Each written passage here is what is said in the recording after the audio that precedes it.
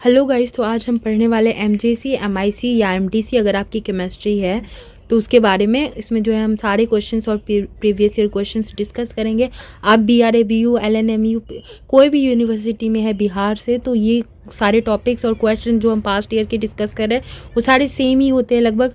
आप BSc first year में है, आप बिल्कुल इसको देख सकते हैं। और चलिए तो हम शुरू करते हैं। और अगर आपको कोई और सब्जेक्ट का अगर डिस्कशन चाहिए तो आप नीचे कमेंट कर सकते हो। 1 घंटे में अगर आपका डिस्कशन हो रहा है सारे सब्जेक्ट का तो इसमें कोई ख़राबी नहीं है 1 घंटा देने में, ताकि आप पास कर सके और वहाँ पे ढंग से लिख सके, क्योंकि रटने से आपको वहाँ पे कुछ भी फ़ायदा नहीं मिलेगा। और ये सारे 12th के ही टॉपिक्स होते हैं, तो जो अच्छे से बुक्स वगैरह पढ़े वो आपको अच्छे से एक्सप्लेन करे, तो इसमें कोई भी बुराई नहीं है। ठीक है, तो हम शुरू करते हैं। तो हम शुरू करते हैं एटॉमिक स्ट्रक्चर से। तो पहला क्वेश्चन है हाइड्रोजन स्पेक्ट्रम के बारे में। ये तब क्रिएट होता है जब इलेक्ट्रिक करंट जो है पास होता है हाइड्रोजन गैस से, जो कि लो प्रेशर पे जब रखा हो। और यहाँ पे जो है ना अलग अलग नंबर के जो ना लाइन, एक विजिबल अल्ट्रावायलेट लाइंस या अलग अलग रेजेस, अलग अलग वेवलेंथ के ना लाइंस बन जाते हैं, उसी को हम स्पेक्ट्रम बोलते हैं। ठीक है, हाइड्रोजन स्पेक्ट्रम बोलेंगे क्योंकि वो हाइड्रोजन कैसे पास हुआ। जितना भी लाइन बनेगा ना स्पेक्ट्रम में, वो अलग अलग फ्रिक्वेंसी का होता है। तो ये आप याद रखो, इस डायग्राम को थोड़ा आप देख लेंगे। अब देखिए यहाँ पे जो हाइड्रोजन एटम में सिर्फ एक ही इलेक्ट्रॉन होता है, लेकिन हाइड्रोजन स्पेक्ट्रम में जो है ना बहुत ज़्यादा नंबर में जो है ना लाइंस बनते हैं वेरियस रीजन में। मतलब कि अलग अलग रेडिएशन, अलग अलग फ्रिक्वेंसी का लाइन बनता है, जैसे कि यूवी हो गया, विजिबल रेज हो गया, इंफ्रारेड लाइट्स हो गया। हाइड्रोजन मॉलिक्यूल क्या करता है कि वो टूट जाता है, ठीक है, और हाइड्रोजन एटम्स में जो है टूट जाता है। फिर हाइड्रोजन एटम जो है ना वो एनर्जी को एब्जॉर्ब कर लेता है, सोख लेता है, और उसका इलेक्ट्रॉन भी उस एनर्जी को सोख लेता है। और फिर जो है इलेक्ट्रॉन क्या करता है, वो जो है हायर एनर्जी लेवल्स पे चला जाता है। एटम में जो है ना अलग अलग सबसेल्स होता है, जिसमें कि इलेक्ट्रॉन्स जो है घूमते रहते हैं, और उसी के कारण जो है अलग अलग कलर का, अलग अलग प्रॉपर्टी का जो है मेटल, नॉन मेटल, ये सब जो है वो होता है। ठीक है, तो उसी में जो है हायर एनर्जी लेवल पे चला जाता है, मतलब कि दूसरे सबसेल्स में चला जाता होगा। ठीक है, KLMN ये सब जो हम पढ़ते थे वही हुआ। और फिर जो है ग्राउंड स्टेट में इनिशियली जो इलेक्ट्रॉन होता है वो एनर्जी पा के, वो जो हम पास किए उससे एटम जो है एकदम मॉलिक्यूल टूटा पहले एटम में, फिर उसको एनर्जी मिला उसके इलेक्ट्रॉन को, वो जो है ग्राउंड स्टेट, मतलब कि उसमें उस टाइम एनर्जी नहीं है, वो एकदम आराम से सोया हुआ था। और फिर उसको थोड़ा शक्ति मिला कि वो एकदम उजागर हो गया, एकदम नाचने लगा। इसका मतलब ये हुआ। ठीक है, और ग्राउंड स्टेट को जो है ना हम n=1 भी कर सकते हैं, मतलब कि सब सेल या सेल =1। ये जो है थोड़ा हाइड्रोजन स्पेक्ट्रम को जो है एक्सप्लेन किया गया है कि अलग अलग सीरीज जो बन रहा है वही है। लाइमन सीरीज हो गया, बाल्मर सीरीज हो गया, पैस्टन सीरीज हो गया, ब्रैकेट सीरीज हो गया, पी फंड सीरीज होगा, वो अलग अलग लाइंस बनते हैं ना। ये फॉर्मूला बस देख लीजिएगा, लिख लीजिएगा कहीं। ठीक, चलिए हम क्वांटम थियोरी पे आते हैं। ठीक है, अब देखिए ब्लैक बॉडी रेडिएशन के बारे में आप 12th में पढ़े होंगे। ये एक फोटो इलेक्ट्रिक इफेक्ट है, टू बी ऑनेस्ट, लाइट से रिलेटेड है। ठीक, जो कि प्लैंक के द्वारा 1901 में दिया गया था, जिसको कि हम क्वांटम थियरी बोलते हैं। तो इसमें हम ये भी कह सकते हैं कि ब्लैक बॉडी रेडिएशन और उसका फेनोमेनन का जो फोटो इलेक्ट्रिक इफेक्ट था, वो एक पॉइंट तो यहाँ पे हो गया कि ब्लैक बॉडी रेडिएशन इसको कहते हैं। फिर एक पॉइंट हो गया कि प्लैंक दिया था, एक पॉइंट हुआ कि 901 में दिया गया था। तो इसको ऐसे ही आपको पॉइंट वाइज लिखना है। फिर आप लिख सकते हैं, कहा जाता है क्या कि रेडिएशन या एनर्जी जो है वो कोई बॉडी या तो एमिट करेगी, मतलब निकालेगी अपने शरीर से, या तो एब्जॉर्ब करेगी। जैसे चांद जो है सन का एनर्जी एब्जॉर्ब करके उसको रिफ्लेक्ट करता है अर्थ पे, तभी वो चमकता है। और सन क्या है, वो एनर्जी प्रोड्यूस कर रहा है। तो यहाँ पे भी ब्लैक बॉडी रेडिएशन थ्योरी जो है वो काम कर रही है।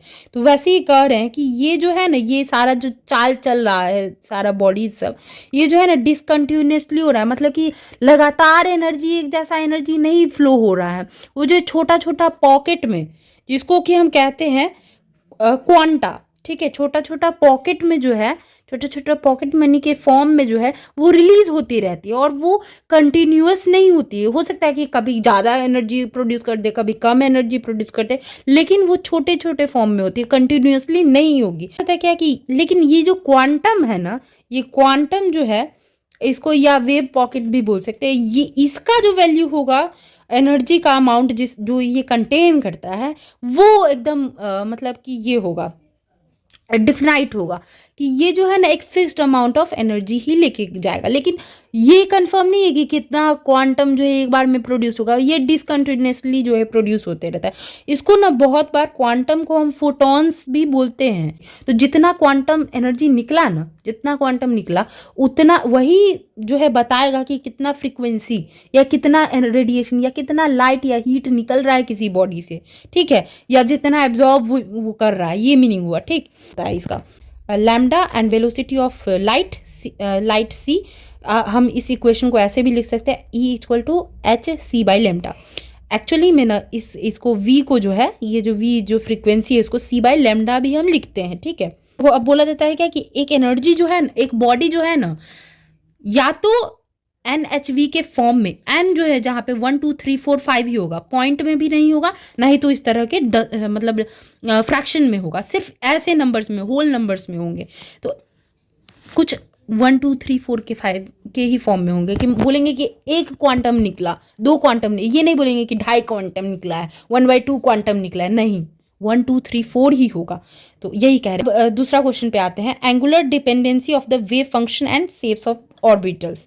देखिए, एक सिंगल इलेक्ट्रॉन के लिए वेव फंक्शन जो है नॉर्मली एटॉमिक ऑर्बिटल्स के फॉर्म में हम कह सकते हैं। इसको बस याद कर लीजिए, ज़्यादा डीप में नहीं जाएंगे। एटॉमिक ऑर्बिटल्स जो हम आपको बोल रहे थे सिंगल इलेक्ट्रॉन के लिए, मतलब कि सिंगल इलेक्ट्रॉन कितना एनर्जी होल्ड कर सकता है, उसके लिए ना कुछ जगह उसको दिया जाता है। जो ऑर्बिटल्स हम बोले कि लाइन लाइन लाइन गोल गोल बना रहता है जिसमें वो चक्कर काटते रहता है, तो एटॉमिक ऑर्बिटल्स उसको कहते हैं, ठीक है। उसको वेव फंक्शन भी कह सकते हैं। और यही जो एटॉमिक ऑर्बिटल्स है ना, ये डिपेंड करता है एंगल्स थीटा पे और फाई पे। वेव फंक्शन जो है डिटरमाइन करता है ज्योमेट्री और उसका जो है स्पेशल डिस्ट्रीब्यूशन, ये याद रख लीजिए बस। कि एंगुलर डिपेंडेंस, अब वहाँ पे आप लिख सकते हैं कि एंगुलर डिपेंडेंस कुछ होता है जो कि रिप्रेजेंट किया जाता है पोलर कोऑर्डिनेट्स थीटा और फाई के द्वारा, ठीक है। इसी को वेव फंक्शन बोलते हैं। अब देखिए कहा जाता है क्या, जो देखिए ये जो एस, ये है एस ऑर्बिटल, तो इसमें कोई डायरेक्शन थोड़ी है। ये थीटा और फाई जो एंगल्स बन रहा है, इसमें कोई एंगल आपको दिख रहा है क्या, एक्स वाई जेड कुछ भी डायरेक्शन दिख रहा है? तो ये जो है कहा जाएगा कि एस ऑर्बिटल जो है ना इंडिपेंडेंट है एंगल थीटा और फाई से, ठीक। और इसी तरह से हम आगे चले तो पी ऑर्बिटल का भी हम जो है कैलकुलेट कर सकते हैं ट्रिग्नोमेट्रिक वैल्यूज और ओरिएंटेशंस, ठीक। और देखिए यहाँ पे साइन थीटा कॉस थीटा का वैल्यूज निकल रहा है। इसका मतलब क्या है कि पी जो है डायरेक्शनल ऑर्बिटल है, ठीक है। वैसे ही होता है, ऊपर वाला जो है ये सिर्फ जेड में कवर करता था, बट ये जो है साइन थीटा और फाई में भी है, ठीक है। तो इस ये जो जब बहुत ज़्यादा इलेक्ट्रॉन डेंसिटी कवर करता है वाई डायरेक्शन में। The wave function for p x वैसे ही अगर हम ले तो ये जो है साइन थीटा और कॉस थीटा टर्म में आता है, तो ये इंडिकेट करता है कि orbital points to the x direction. तो ये जो है ये क्या बोलता है कि एक्स डायरेक्शन में इसके पास बहुत ज़्यादा इलेक्ट्रॉन डेंसिटी, तो आप बस ये याद कर लीजिए।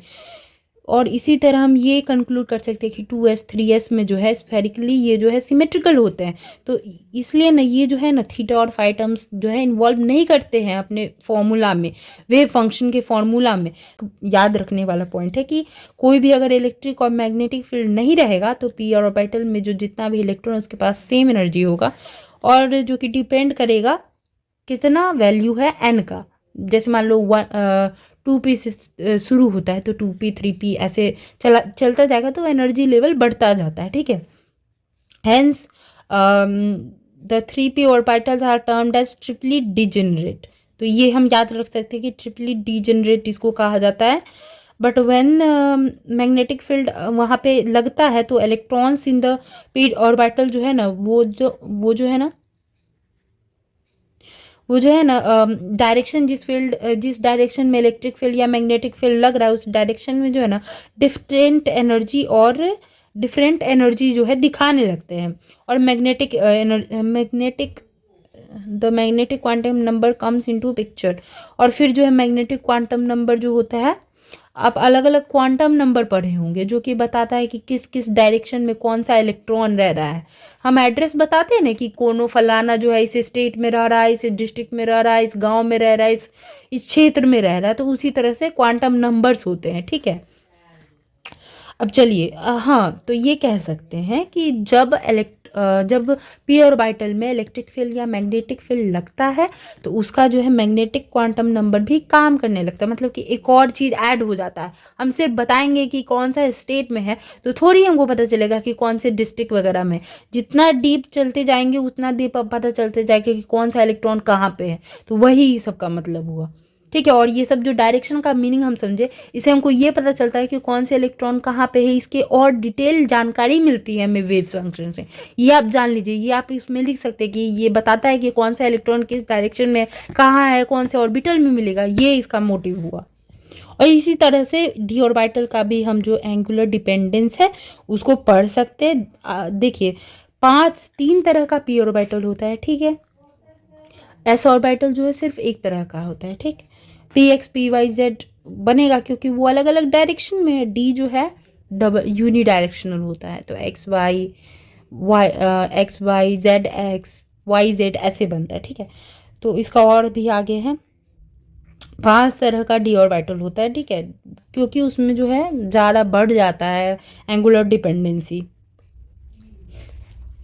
और देखिए यहाँ पे प्लस और माइनस जो हम देते हैं क्वांटम थ्योरी में, ये क्वांटम नंबर निकालने के टाइम में जो है ये जो है सिमेट्री ऑफ वेव फंक्शन से जो है रिलेट करता है, बताता है कि वो जो है किस डायरेक्शन में है। ऊपर वाला को प्लस नॉर्मली बोल देते हैं, नीचे वाला इलेक्ट्रॉन को जो है माइनस बोल देते हैं। और देखिए ये प्लस माइनस जो है ना, ये डायरेक्शन सिर्फ बताता है। यहाँ पे वेव फंक्शन बताने टाइम या जो हम क्वांटम नंबर बता रहे होते हैं उस टाइम ये इलेक्ट्रिक चार्जेज वहाँ पे मेंशन नहीं होता है कि प्लस चार्ज है या माइनस चार्ज, नहीं, सिर्फ नॉर्मल इलेक्ट्रॉन का बात हो रहा होता है, ठीक है, ठीक है। थर्ड क्वेश्चन पे आता है। ये देखिए लॉन्ग क्वेश्चन है ना, तो आपका ना एमसीक्यू भी कवर कर रहा है, तो इसलिए हम ज़्यादा एक्सप्लेन कर रहे हैं। मेरा भी एग्जाम है तो मेरा भी रिवीजन चल रहा है इसके साथ, तो हाँ। और इससे आपको ये फ़ायदा होगा कि आप शॉर्ट भी लिख पाएंगे, इससे रिलेटेड कुछ आएगा तो, और आप एमसीक्यू भी बना लेंगे, वेरी शॉर्ट भी बन जाएगा, और लॉन्ग लिखिए दीजिएगा। तो इसलिए मैं ज़्यादा एक्सप्लेन कर रही हूँ और बड़ा बड़ा क्वेश्चन उठा रही हूँ, ठीक है ना। टाइम सेव होगा और ज़्यादा आप सीख पाएंगे कम टाइम में। आपको पता है कि आप कुछ पढ़े नहीं है इससे पहले। चलिए अब देखिए हमको नोट लिखना है बोर्स मॉडल ऑफ एटम पे। तो देखिए बोर्स मॉडल जो है 1913 में आया था, नील्स बोर के द्वारा दिया गया था। ये जो है क्वांटम मैकेनिकल मॉडल दिया गया था। किस एटम पे बना था, तो हाइड्रोजन एटम। ये 4-5 पॉइंट बहुत मेन है, आप इसको याद रखेंगे, ठीक है। इनका मॉडल जो है वो जो है एसेंशियल टॉपिक्स था ना रुदरफोर्ड न्यूक्लियर मॉडल का, उसके बारे में जो है ना थोड़ा सा आगे बताता है, और उसके इलेक्ट्रॉन के बारे, उसमें जो इलेक्ट्रॉन का बिहेवियर बताया गया था उसको और बढ़ा चढ़ा के बताते हैं, ठीक है। और इसमें जो है ना स्टेबिलिटी ऑफ एटम को भी बताया जाता है, ठीक है। और इसमें जो है ना प्लैंक्स थियरी का जो क्वांटम थियरी था प्लैंक्स का, उसको भी वो थोड़ा यूज़ करते हैं। रुदरफोर्ड का भी चीटिंग कर लिया, प्लैंक्स का भी चीटिंग कर दिया। और देखिए इस तरह का जो पोस्टुलेट्स या टर्म्स, मतलब क्या बोलेंगे, थोड़ा नॉलेज जो है आगे बढ़ा के उसका चोरी चुहारी करके इतना पॉइंट दिए हैं। तो देखिए इसमें 3 पॉइंट हम समझते हैं। Electron in an atom are revolving. इसमें कहा जाता है कि न्यूक्लियस के आसपास ही जो है इलेक्ट्रॉन रिवॉल्व करते रहते हैं, और कुछ फिक्स्ड और सेलेक्टेड क्या बोलते हैं सर्कुलर ऑर्बिट में, और जिसको और वो जो है बहुत ही स्टेबल स्टेट में होते हैं। तो इसको वो एक्सप्लेन किया है। 3 पोस्टुलेट है, उसको हम एक्सप्लेन करते हैं। फर्स्ट ये हो गया कि इलेक्ट्रॉन जो है वो एटम के न्यूक्लियस के चारों तरफ एक फिक्स्ड स्टेशनरी स्टेट, मतलब कि बहुत ही स्टेबल स्टेट में सर्कुलर ऑर्बिट में नाचते रहते हैं। फिर जो है दूसरा पोस्टुलेट है बोर्स का कि एक certain fixed amount of energy जो है हर इलेक्ट्रॉन को दिया रहता है। हर इलेक्ट्रॉन एक फिक्स्ड अमाउंट ऑफ एनर्जी जो है होल्ड करते हैं एक पार्टिकुलर ऑर्बिट में, मतलब कि दूसरा अलग अलग ऑर्बिट में अलग अलग इलेक्ट्रॉन के पास अलग अलग एनर्जी होगी, ठीक है। और लेकिन वो फिर भी स्टेबल होंगे, ये समझिए, ठीक है। अलग अलग ऑर्बिट में इलेक्ट्रॉन्स के पास अलग अलग लेवल ऑफ एनर्जी होगी, लेकिन फिर भी सारे इलेक्ट्रॉन्स जो है उस ऑर्बिट में स्टेबल होंगे, ठीक है। अगर स्टेबल नहीं होते तो ग्राउंड स्टेट में होते कैसे, एक्साइटेड स्टेट्स में चले जाएंगे ना, फिर वो एनर्जी प्रोड्यूस करेंगे, फिर मारपीट हो जाएगा। चलिए हम हून्स रूल के बारे में जानते हैं। यहाँ पे जो है सेवरल ऑर्बिट जो है कहा जाता है कि अलग अलग ऑर्बिटल्स जो है एटम में वो इक्वल एनर्जी जो है होल्ड करती है। ये थियोरी जो है बाद में गलत हो गए थे, बट हमें पढ़ना होगा इसके बारे में। कहा जा रहा है कि अलग अलग ऑर्बिटल्स जो है सेम एनर्जी जो है होल्ड करती है या अवेलेबल कराती है इलेक्ट्रॉन्स को, ठीक है। इलेक्ट्रॉन्स जो है कहा जाता है कि इलेक्ट्रॉन्स जो है वो एक वैकेंट ऑर्बिटल को जो है ऑक्यूपाई करते हैं रादर देन ओवरकम द।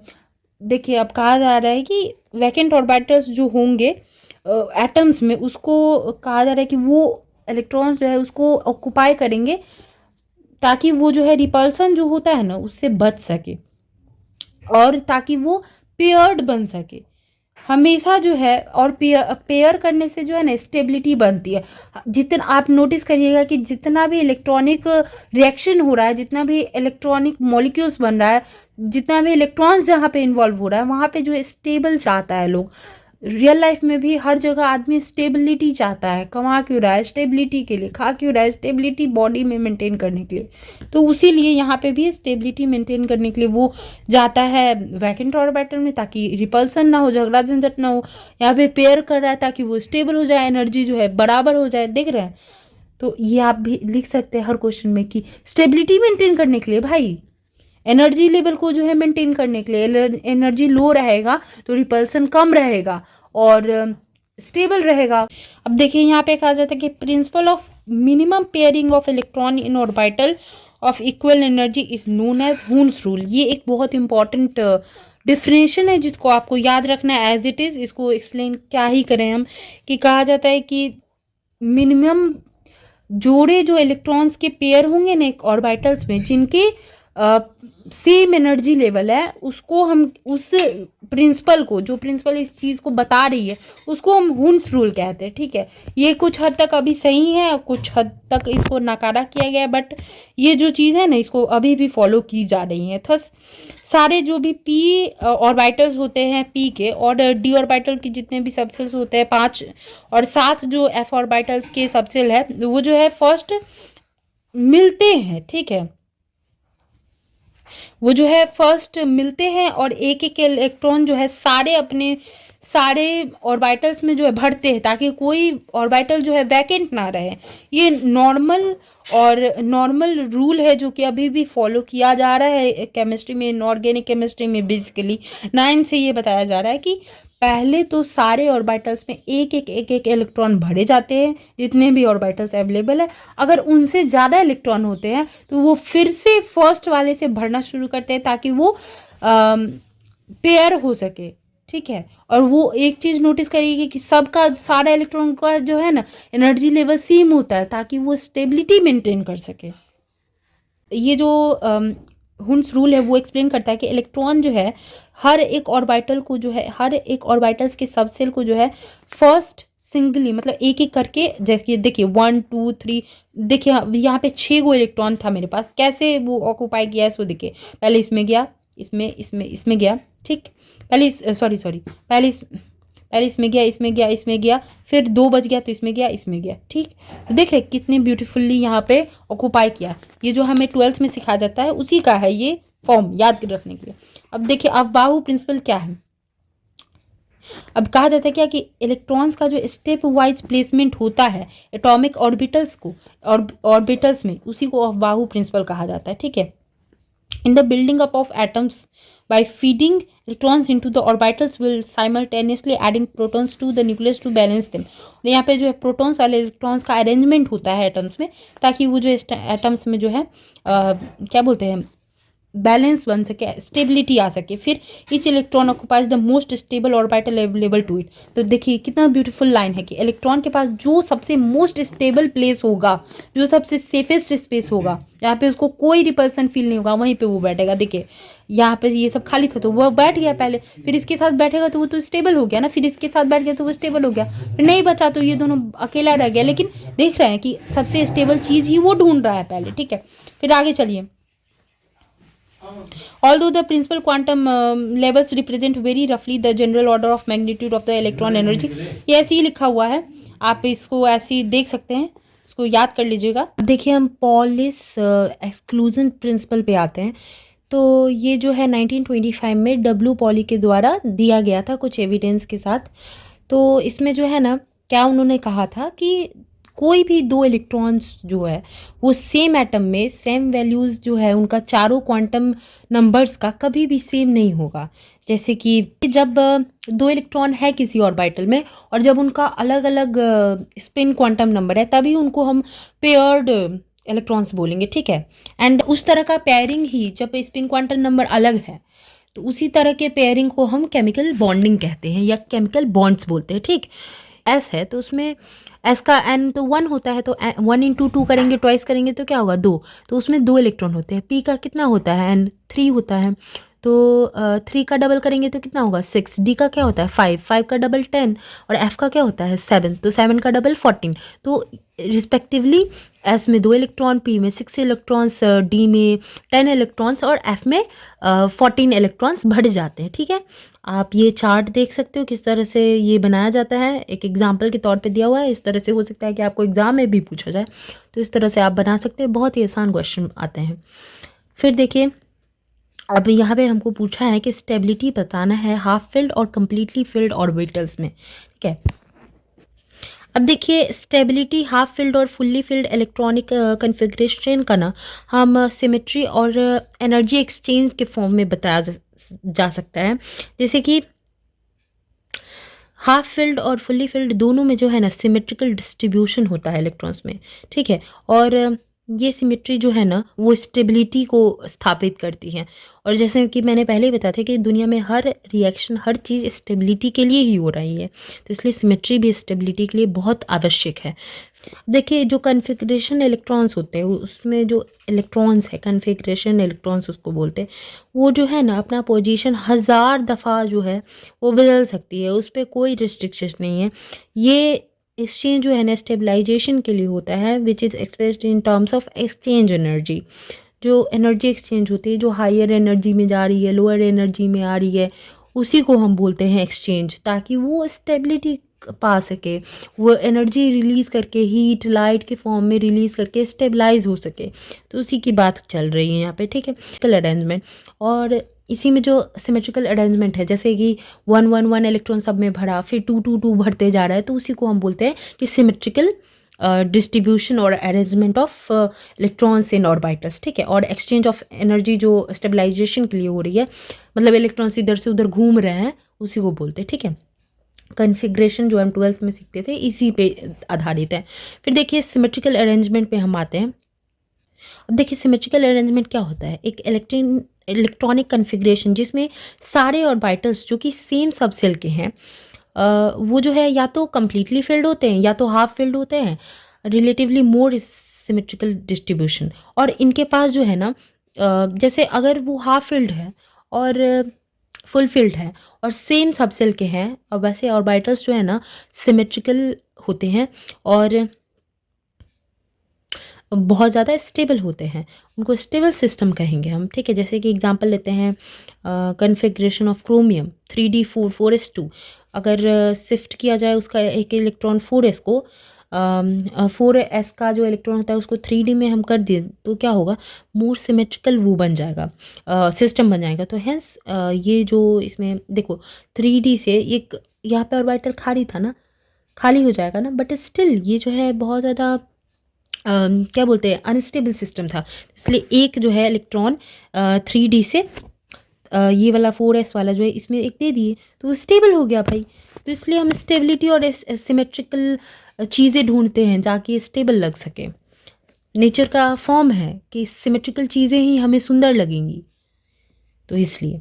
फिर देखिए in the similar way shifting of one electron from 4s to 3d in copper also makes the configuration relatively more stable. मैंने आपको पहले ही बताया था कि कोई कोई में जो है देखिए इस तरह से एक इलेक्ट्रॉन यहाँ पे भेज दिए, यहाँ पे नहीं था, जबकि ये नेचुरली ऐसा अवेलेबल होता है, बट ऐसे कर दिए तो ये ज़्यादा सुंदर लग रहा है, ठीक है। तो ये लेस सिमेट्रिकल है, ये ज़्यादा सिमेट्रिकल है, इसलिए ज़्यादा स्टेबल होगा, नेचर का फॉर्म है सिमेट्री।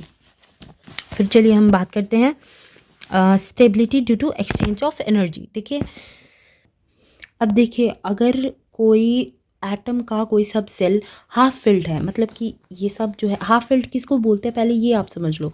हाफ फिल्ड होता है कि ये साथ जो है ना इसमें एक एक एक एक भर जाए, और फुल्ली फिल्ड मतलब इसमें दो दो सब में भर जाए, ठीक है। सॉरी मैंने ये आपको पहले एक्सप्लेन नहीं किया, मुझे बता देना चाहिए था। देखिए कहा जाता है कि हाफ फिल्ड और फुल्ली फिल्ड जो है ना डीजेनरेट ऑर्बिटल्स कहा जाता है, जो कि इसको जो है ना हम इसमें जो है एक्सचेंज जो है ना बहुत ज़्यादा हम कर सकते हैं, इधर से उधर इलेक्ट्रॉन्स को कर सकते हैं हम। तो इसके कारण जो है ना लार्ज एक्सचेंज एनर्जी भी यहाँ पे जो है स्टेबल करने में हेल्प करती है। द एक्सचेंज देखिए 3D5 कन्फिग्रेशन में यहाँ पे total number of 10 total exchange आया है, मतलब कि 10 तरीके से हम मतलब इलेक्ट्रॉन्स को इधर से उधर कर सकते हैं। और यहाँ पे कितना तरीके से किए, बस 6 तरीके से किए हैं, देख रहे टोटल एक्सचेंज। तो इससे हमको क्या पता चल रही है कि ये वाला जो है ना, इसमें ज़्यादा नंबर ऑफ एक्सचेंज मतलब ज़्यादा तरह से नाच करवा सकते हैं। तो ये ज़्यादा स्टेबल हुआ, ये कम स्टेबल हुआ, क्योंकि इसमें थोड़ा रिस्ट्रिक्शन आ गया ना। ये कम दूर ये घूम सकता है, नाच सकता है। इसमें जो 10 तरह से वो नाच कर सकता है, समझ रहे हैं आप। चलिए फिर आगे हम चलते हैं। तो इसी को एनर्जी एक्सचेंज बेसिकली हम कहेंगे। अब चलिए हम आगे चलते हैं। अब दूसरा क्वेश्चन है, राइट बोर्स एटॉमिक मॉडल, या state the postulate of Bohr's atomic model, या stationary state according to what. तो ये सब जो है ना सेम ही आंसर इसका होगा। बोर्स मॉडल के बारे में हम लिख देंगे। ये बोर्स मॉडल जो है नील्स बोर ने दिया था 1915 में। ये जो है एटम के मॉडल से रिलेटेड है, ये जो जो भी मॉडल है। और इसमें जो है एटम के जो डायग्राम है उसको बताया जाता है, ठीक है। That would account. और इसमें जो है ना बेसिकली मेनली एटम का स्टेबिलिटी के बारे में बात किया जाता है, ठीक है। That the position of lines in the hydrogen spectrum, और हाइड्रोजन स्पेक्ट्रम के भी बारे में बात हुआ है, ठीक है। और यहाँ पे जो है न्यूक्लियर मॉडल से भी इसमें जो है थोड़ा सा क्या बोलते हैं इंस्पिरेशन लिया गया है। और तो और प्लैंक्स क्वांटम थियोरी का भी इसमें थोड़ा सा यूज़ किया गया है। एंड फिर इलेक्ट्रॉन्स के मूवमेंट जो उसमें होते थे, और एक्स्ट्रा न्यूक्लियर रीजन वगैरह जो हाइड्रोजन एटम में जो रुदरफोर्ड और प्लैंक्स वगैरह ने अपने थ्योरी में दिए थे, इसमें से चुरा के इसने इसमें डाल दिया है। अब बहुत तेज़ बन रहा है, लेकिन क्या करें, पढ़ना तो पड़ेगा ही। फिर चलिए हम पढ़ते हैं मेन पोस्टुलेट बोर मॉडल का, ये बस जान लेते हैं। देखिए इसमें जो है ना क्या होता है कि इलेक्ट्रॉन हाइड्रोजन एटम का जो होता है वो जो है न्यूक्लियस के चारों तरफ सेवरल सर्कुलर ऑर्बिट, मतलब कि बहुत सारे सर्कुलर ऑर्बिट होते हैं, उसके चारों तरफ वो घूमते रहता है, नाचते रहता है, ठीक है। तो motion of the orbiting electron is described bye classical physics. और जो मोशन होता है ना, नॉर्मली फिजिक्स क्लासिकल फिजिक्स जो होता है क्वांटम थियरी में भी उससे एक्सप्लेन किया जा सके, बस ये याद रख लीजिए। That is the force of electron electrical attraction. और देखिए अट्रैक्शन के कारण ही वो जो है ना गोल गोल चक्कर काट रहा है, न्यूक्लियस जो है अट्रैक्शन लगाती है इलेक्ट्रॉन पे। तो ये आप वहाँ लिख सकते हैं कि ये जो है बोर मॉडल ने एक्सप्लेन किया है। अब देखिए दूसरा पॉइंट जो बोर मॉडल ने एक्सप्लेन किया है, दैट इज़ सेंट्रीफ्यूगल फोर्स लगा रहा है न्यूक्लियस ऑफ कोर्स उस पर, तभी तो वो नाच पा रहा है। अब फिर एक ये देखिए, एक इलेक्ट्रॉन जो है होल नंबर में ना, या तो एक और ऑर्बिट में नाचेगा, या तो 2 ऑर्बिट में नाचेगा, थोड़ी ना 2.5 ऑर्बिट में नाचेगा, 1.5 ऑर्बिट में नाचेगा। तो वही बता रहा है, ठीक है।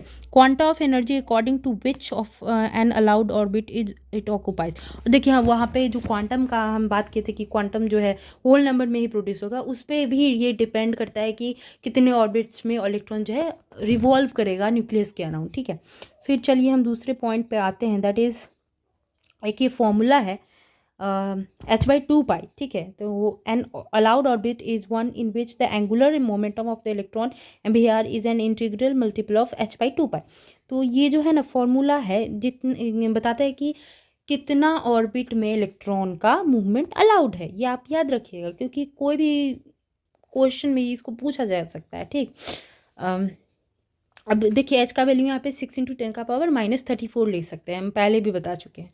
फिर चलिए हम आगे अब देखिए यहाँ पे जो है ना प्रिंसिपल क्वांटम नंबर को निकालने का एक फॉर्मूला दिया गया है, दैट इज़ अगर n=1 है तो h/2π होगा, n=2 है तो 2h/2π होगा, n=, या h/π भी सीधे बोल सकते हैं। तो वही दिया गया है, आप इसको बस याद कर लीजिए, ज़्यादा जाइए नहीं, एग्ज़ाम का समय है। फिर चलिए हम चलते हैं।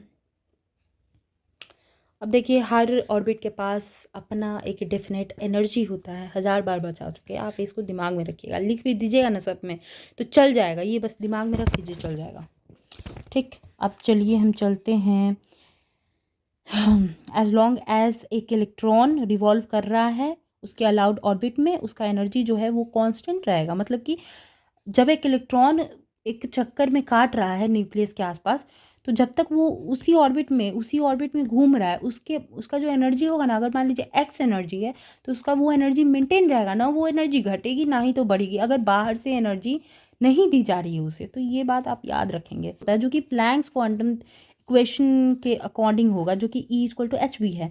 इसी फॉर्मूले पे डिपेंड करेगा कि वो कितना ऊपर चला जाएगा। ऐसा तो नहीं कि वो एकदम उससे बाहर ही चला जाए। आप देखिए एक ये भी फॉर्मूला, ये भी बहुत इंपॉर्टेंट है, del E = EM - EP equal to h v, जहाँ पे E M and E P जो है ना एनर्जी है, इनिशियल एनर्जी, फाइनल ऑर्बिट का एनर्जी, ठीक। और यही यही दोनों जो एनर्जी होगा ना फाइनल, जिस ऑर्बिट में वो पहले से इलेक्ट्रॉन है और आगे कितना तक जा पाएगा, वो इसी फॉर्मूले से पता चलेगा, ठीक। आगे चलते हैं। That is inadequacy of the Bohr's model at of atom. और लिमिटेशन अगर आपसे पूछ ले या रिस्ट्रिक्शन या पूछे कि बोर्स मॉडल क्यों फेल कर गया, इस तरह का क्वेश्चन आएगा तो हम ये 2-3 चीज़ बता सकते हैं। देखिए बोर मॉडल जो है ना ये नहीं बताया कि not account for the fact that the lines of have different intensities, ये नहीं बताया कि हाइड्रोजन स्पेक्ट्रम का जो है ना डिफरेंट इंटेंसिटी था। मतलब कि कैसे बताऊँ मैं, एनर्जी का इंटेंसिटी होता है कि एक एरिया में कितना एनर्जी का लाइन्स फॉल कर रहा है, तो वो इसको एक्सप्लेन नहीं किया, बाद में जाके एक्सप्लेन किया गया, तो इस पे उन पे सवाल उठा था। हाँ अब देखिए क्या इसका प्रॉब्लम था कि हाइड्रोजन के पास तो एक ही इलेक्ट्रॉन होता है। अगर मान लीजिए दूसरा हम एटम लेते हैं जिसके पास एक से ज़्यादा इलेक्ट्रॉन है, अगर वो स्पेक्ट्रम बना रहा है, अगर उसके गैस को लो प्रेशर पे डाल के उससे हम एनर्जी निकाल रहे हैं, लाइट निकाल रहे हैं, अगर उसका स्पेक्ट्रम बन रहा है तो उसके बारे में आप क्यों नहीं एक्सप्लेन किए, तो ये भी एक उसका फॉल्ट था। अब कहा जाता है क्या कि जब हम हाई रिजोल्यूशन में देखते हैं स्पेक्ट्रोग्राफ में, तो कहा जाता है कि सिंगल पामर लाइन के अंदर जो है ना, जो कि हाइड्रोजन स्पेक्ट्रम का एक लाइन है, उसमें जो है दो वो बन जाता है एक ही इलेक्ट्रॉन के एक टाइम के क्या बोलते हैं ट्रांजिशन के दौरान। क्योंकि बोर्स थ्योरी में तो ये बोला गया है कि एक इलेक्ट्रॉन ट्रांजिशन के टाइम सिर्फ एक ही लाइन बनाएगा, तो ये इसका एक लिमिटेशन हुआ, आप ये याद रख सकते हैं। कहा गया है कि एक्साइटेड एटम्स को जब हम रखते हैं ना मैग्नेटिक या इलेक्ट्रिक फील्ड में, तो उसका जो सिंगल लाइन जो होता है स्पेक्ट्रल का, वो जो है स्प्लिट कर जाता है। लेकिन बोर्स मॉडल में इस स्प्लिटिंग के लिए वो जो लाइंस टूट जाते हैं बीच से, उसके बारे में कुछ एक्सप्लेन ही नहीं किया गया। जब हम एक छोटे पार्टिकल को लेते हैं ना, तो हाइसेनबर्ग प्रिंसिपल के अकॉर्डिंग मोमेंटम और पोजीशन एक ही छोटे से सामान का नहीं बताया जा सकता है, बट बोर्स एटम ने कैसे बोल दिया कि एक फिक्स्ड पोजीशन पे एक फिक्स्ड वेलोसिटी के साथ जो है इलेक्ट्रॉन जो है घूम रहा होगा न्यूक्लियस के आसपास, तो ये भी इसको खारिज कर देता है। अब चलिए हम केमिकल बॉन्डिंग और मॉलिक्यूलर स्ट्रक्चर टॉपिक के बारे में थोड़ा पढ़ लें, इससे भी बहुत अच्छे क्वेश्चन आए हैं। तो इसमें जो है कोऑर्डिनेशन नंबर आयन का और उसका रेडियस रेशियो रूल और आयोनिक क्रिस्टल के शेप और लिमिटेशन रेडियस रेशियो रूल के बारे में हमको बताना है। तो देखिए the number of oppositely charged ion surrounding any particular ion in the crystal is known as coordination number of that ion। ये definition जैसा है वैसे आपको याद करना है, मतलब कि जितना भी अपोजिटली चार्ड आयंस एक पर्टिकुलर आयन के आसपास होगा एक क्रिस्टल के, उसी को हम कोऑर्डिनेशन नंबर बोलेंगे उस आयन के लिए, ठीक है। जैसे एग्जांपल ले, क्रिस्टल लैटिस क्रिस्टल है NaCl का, जिसमें कि Na+ होता है और जिसके आसपास जो है 6 Cl- के आयंस होते हैं। तो इसमें हर एक Cl- आयन के अराउंड जो है ना Na+ ions है। Thus in this case the coordination number of both Na+ and Cl- ion is 6। तो यहाँ पे हम बोलेंगे कि Na+ और Cl- दोनों का जो कोऑर्डिनेशन नंबर है ना वो 6 है। फिर रेडियस रेशियो रूल क्या होता है और शेप ऑफ आयोनिक क्रिस्टल्स के बारे में जानते हैं। देखिए कोऑर्डिनेशन नंबर और शेप एक आयोनिक क्रिस्टल का ना वो डिपेंड करता है रेशियो, किस चीज़ का रेशियो, तो कैटायन और एनायन के रेडियस का रेशियो, ठीक है। इसी को हम बोलते हैं रेडियस रेशियो रूल। और the effect of radius ratio rule, radius ratio is determined by coordination number, ठीक है। कोऑर्डिनेशन नंबर निकालने में जो है ना रेडियस रेशियो रूल का काम आता है, ठीक है।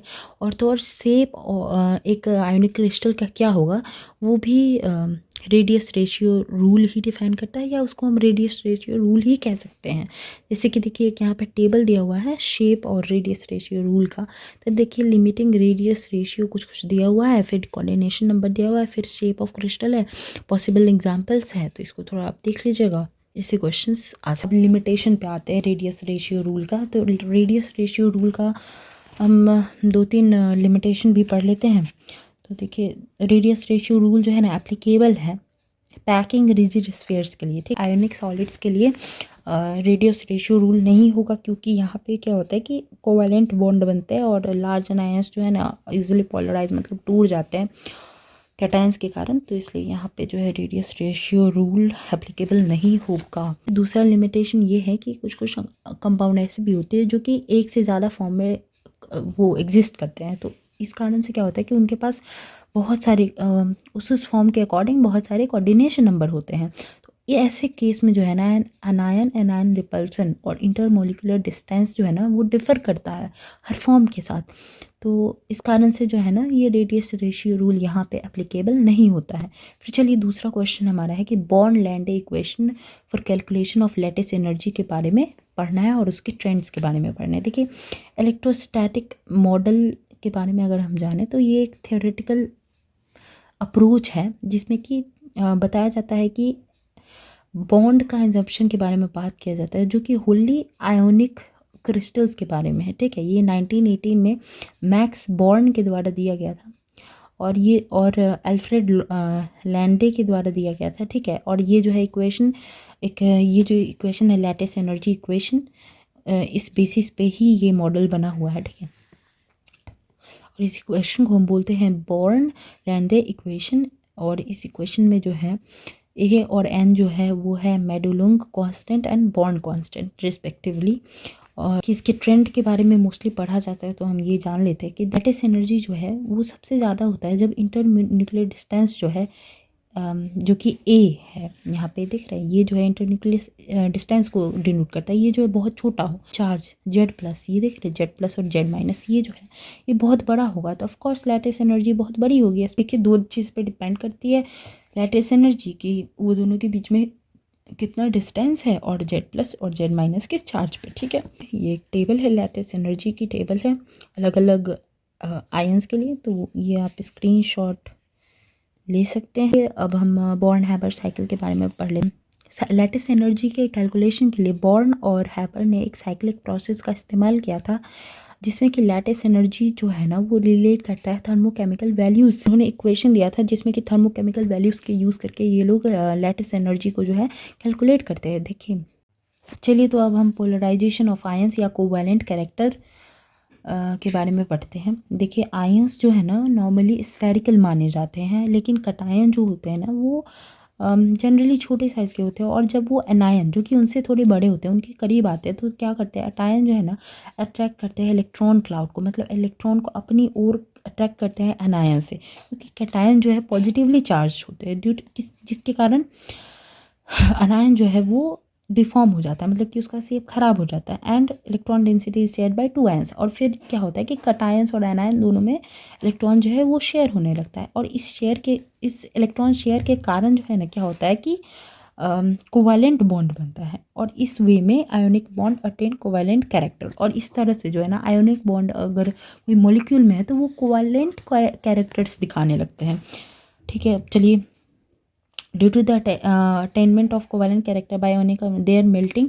अब देखिए अगर कोई आयोनिक कंपाउंड कोवैलेंट कैरेक्टर दिखाने लगे तो उनका मेल्टिंग और बॉइलिंग पॉइंट जो है वो कम जाता है, और उनका सॉल्युबिलिटी इन वाटर जो है वो बढ़ जाता है, और यहाँ पे जो एनायंस का शेप खराब होता है उसको हम पोलराइजेशन कहते हैं। जांस रूल में ना किसी भी बॉन्ड को हम 100% कोवैलेंट या आयोनिक नहीं करार कर दे सकते हैं। ठीक है, सब में हैव हायर आयोनिक कैरेक्टर, और कोई में जो है कोवैलेंट कैरेक्टर ज़्यादा हो सकता है, ऐसा हम कह सकते हैं। दोनों कैरेक्टर भी कोई में पाया जाता है। देखिए पोलरिटी किसी कंपाउंड का कितना ज़्यादा होगा या किस कैरेक्टर पे किस फैक्टर पे डिपेंड करेगा, इसको फजान ने जो है किसी पॉइंट से उन्होंने बताया है। अब देखिए, और इन्हीं को जो है हम फजान्स रूल बोलते हैं। चलिए इन फैक्टर्स के बारे में हम जान लेते हैं। तो देखिए यहाँ पे साइज ऑफ कैटायन पे वो डिपेंड करेंगे, हाई चार्ज और कैटायन पे डिपेंड करेंगे, फिर जो है ये डिपेंड करेंगे सूडो इनर्ट गैस का कॉन्डिग्रेशन ऑफ कैटायन पे डिपेंड करेगा, साइज ऑफ अनायन पे डिपेंड करेगा, चार्ज ऑन अनायन पे डिपेंड करेगा। अब चलिए एप्लीकेशन ऑफ फजान्स रूल के बारे में पढ़ सकते हैं। देखिए फजान रूल क्या करता है, ये जो है आयोनिक और कोवैलेंट कैरेक्टर बताता है किसी कंपाउंड के बारे में। अब देखिए हर कंपाउंड जो है ना 2 भाग में बांटा जा सकता है, या तो आयोनिक होगा या तो तुम कोवैलेंट होगा, और ना कोऑर्डिनेट कंपाउंड को भी जो है ना कोवैलेंट कंपाउंड के ही पार्टी में रखते हैं। अब देखिए these laws explain the property of all compounds. अब देखिए ना ऊपर में जितना भी फैक्टर बताया वो बताया है कि कितना क्या क्या होगा, तो कैसे कैसे आयोनिक कैरेक्टर बढ़ेगा और कैसे कैसे कोवैलेंट कैरेक्टर घटेगा या बढ़ेगा, ठीक है। तो यही है एप्लीकेशन फजान्स रूल का बेसिकली। अब चलिए हम लैटिस एनर्जी या क्रिस्टल एनर्जी के बारे में जान लेते हैं। तो देखिए आयोनिक सॉलिड में जो है ना, आयंस जो है रेगुलरली अरेंज्ड होता है क्रिस्टल लैटिस में, ठीक है। एंड उनका जो बॉन्डेड टू वो जो बॉन्डेज होता है ना, वो बहुत ही स्ट्रॉन्ग होता है, क्योंकि इलेक्ट्रोस्टैटिक फोर्स लग रहा होता है, ठीक है। कुछ एनर्जी ना लगती है उस बॉन्ड को, उस फोर्स को तोड़ने के लिए, तो उसी फोर्स को हम ना लैटिस एनर्जी या क्रिस्टल एनर्जी बोलते हैं, ठीक है। और इसको हम यू से रिप्रेजेंट करते हैं। अब आइए हम सॉल्वेशन एनर्जी के बारे में जानते हैं। और देखिए वहाँ पे जो एनर्जी चेंज होगी ना, वो मिलाने के कारण, उसी को हम सॉल्वेशन एनर्जी बोलते हैं, ठीक है। तो चलिए अब valence shell electron pair repulsion theory के बारे में जानते हैं। तो देखिए इस थ्योरी को सिडविक और पॉवेल ने दिया था, एक्सप्लेन किया था, जिसमें कि कोवेलेंट बॉन्ड के नेचर के बारे में बताया जाता है, ठीक है। ये थ्योरी जो है ना डेवलप किया गया था गिलेस्पी और नीहोलम के द्वारा, ठीक है। और इसलिए ना इसको गिलेस्पी नाइहोलम थ्योरी भी कहते हैं। अब देखिए इसके अकॉर्डिंग क्या होता है कि इलेक्ट्रॉन पेयर जो होते हैं ना वैलेंस सेल में, वो सेंट्रल एटम के जो होते हैं वो जो है इस तरह से अरेंज्ड होते हैं कि जहाँ पे ना मैक्सिमम डिस्टेंस वो मेंटेन कर सके एक दूसरे से, और सबसे कम से कम रिपल्सन जो है मेंटेन कर सके। अब चलिए हम जानते हैं लिमिटेशन वैलेंस बॉन्ड थ्योरी का। देखिए जो कोऑर्डिनेट बॉन्ड में जो फॉर्मेशन होता है उसमें सिर्फ और सिर्फ एक ही एटम का इलेक्ट्रॉन से इन्वॉल्व होता है, तो इस कारण से वो तो नकार दिया इस थ्योरी को। फिर पैरामैग्नेटिक नेचर जो होता है ऑक्सीजन मॉलिक्यूल का, वो भी इसको नकार देता है। फिर जो स्ट्रक्चर होता है ना ऑड इलेक्ट्रॉन मॉलिक्यूल्स का या आयंस का, जिसमें कि कोई भी पेयरिंग नहीं है इलेक्ट्रॉन्स का, तो वो भी इस थ्योरी को वायलेट करता है। फिर डायरेक्शनल नेचर जो होता है कोवैलेंट बॉन्ड का, वो भी इस थ्योरी को नकारता है। एंड जो फॉर्मेशन होता है या स्ट्रक्चर होता है अलग अलग कंपाउंड का, जो कि इन्वॉल्व करता है रेजोनेंस या हाइब्रिडाइजेशन, वो भी ये एक्सप्लेन नहीं कर पाता है। हाइब्रिडाइजेशन क्या होता है? तो देखिए ये हाइब्रिडाइजेशन इसलिए इंट्रोड्यूस किया गया है ताकि हम समझ सके एक्चुअल और थ्योरेटिकल बॉन्ड्स के बीच में डिफरेंस, ठीक है। ये इसलिए निकाला गया है ताकि इक्विवेलेंसी ऑफ ऑल बॉन्ड्स समझ सके कि सारे बॉन्ड्स जो होते हैं ना सेम लेंथ सेम साइज़ के होते हैं, सेम विड्थ के होते हैं, सेम एनर्जी के होते हैं, इसको समझने के लिए। और देखिए इसलिए भी बॉन्ड एंगल्स जो होता है ना उसके भी वैल्यू के लिए हम हाइब्रिडाइजेशन को इंट्रोड्यूस किए थे। देखिए पॉलिंग प्रपोज किया था हाइब्रिडाइजेशन को, ठीक है। और इसके अकॉर्डिंग जो है ना orbital of almost similar energy in an atom और ion intermingle together to form new orbitals of nearly same energy and similar structure which are called hybridised orbital. मतलब कि सारे जितने भी ऑर्बिटल्स होते हैं वो मिल के और फिर से एक नया ऑर्बिटल तैयार करते हैं जिसका सेम एनर्जी होता है, ताकि वो नए इलेक्ट्रॉन्स को उसमें समा सके, और जिसको कि हम बोलते हैं हाइब्रिडाइज्ड ऑर्बिटल्स, ठीक है। और इस फेनोमेना को बोलते हैं हाइब्रिडाइजेशन।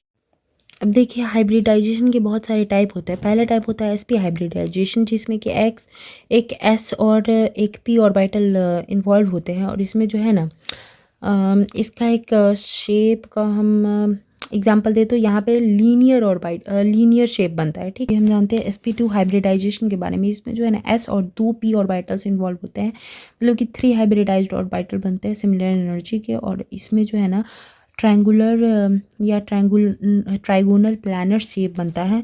अब चलिए हम जानते हैं sp3 हाइब्रिडाइज ऑर्बिटल के बारे में। तो इसमें s 1 और p 3 लगता है, जिसमें कि टोटल 4 हाइब्रिडाइज्ड ऑर्बिटल्स बनते हैं। और इसमें जो है कौन सा शेप बनता है, इसमें जो है टेट्राहेड्रल शेप बनता है। sp3 हाइब्रिडाइजेशन के बारे में जानते हैं।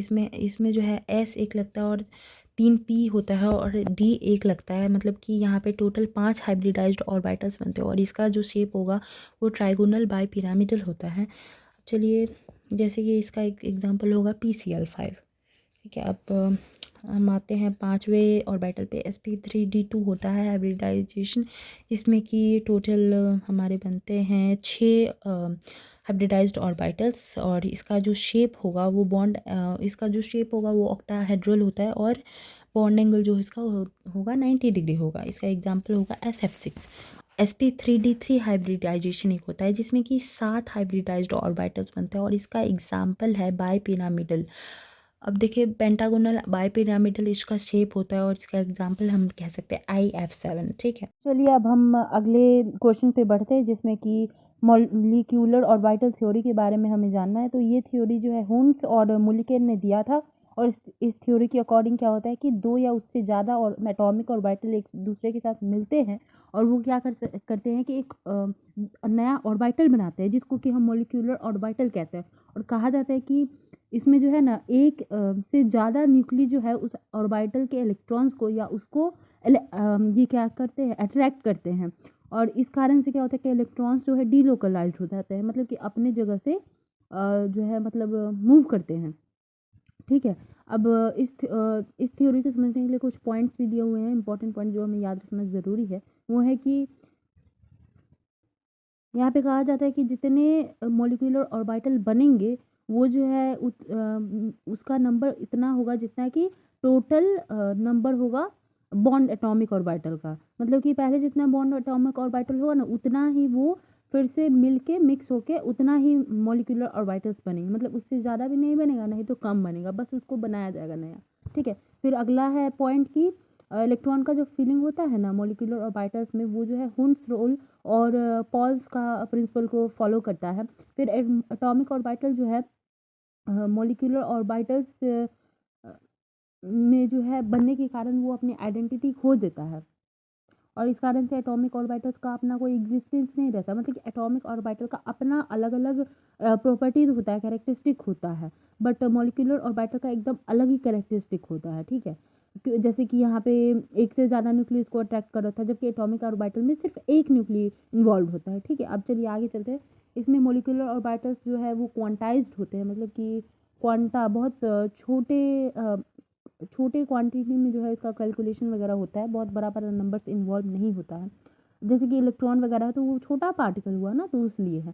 फिर देखिए जितना ज़्यादा the greater is the extent of overlapping the stronger is the bond form. मतलब कि जितना ज़्यादा ओवरलैपिंग होगा, मतलब कि जितना ज़्यादा ये क्या बोलते हैं ऑर्बिटल्स का मिक्सिंग होगा, उतना अच्छा इतना मजबूत बॉन्ड फॉर्म होगा। ठीक है। और जो एनर्जी ओवरलैपिंग में इन्वॉल्व होता है वो एटॉमिक ऑर्बिटल्स की एनर्जी के इक्वल ही होता है। ठीक है। The difference in the energy of this orbital is equal to the ionic character. और अगर डिफरेंस आएगा भी ना, तो वो जो प्लस माइनस चार्ज जो डेवलप होता है मॉलिक्यूल्स में, उसकी इक्वल होता है। ठीक है। अब चलिए दूसरे क्वेश्चन पे हम चलते हैं। वो है कि आयोनिक कैरेक्टर हमें समझना है बॉन्ड्स का। तो कुछ बॉन्ड्स का एग्जांपल दिया हुआ है, आप ये देख सकते हैं। इसको क्वेश्चन वहाँ पे आएगा, आप इस स्क्रीनशॉट ले लीजिए, वैसे ही आपको वहाँ पे बनाना पड़ेगा। अब चलिए हम आगे चलते हैं। यहाँ पे पूछा गया कि describe the formation of bond molecular orbital BMO and anti bonding molecular orbital. अब देखिए बॉन्डिंग मॉलिक्यूलर ऑर्बिटल क्या होता है कि इसमें क्या होता है ना कि वैसे ये मॉलिक्यूलर ऑर्बिटल्स होता है जिसकी एनर्जी जो है ना एटॉमिक ऑर्बिटल से कम होती है।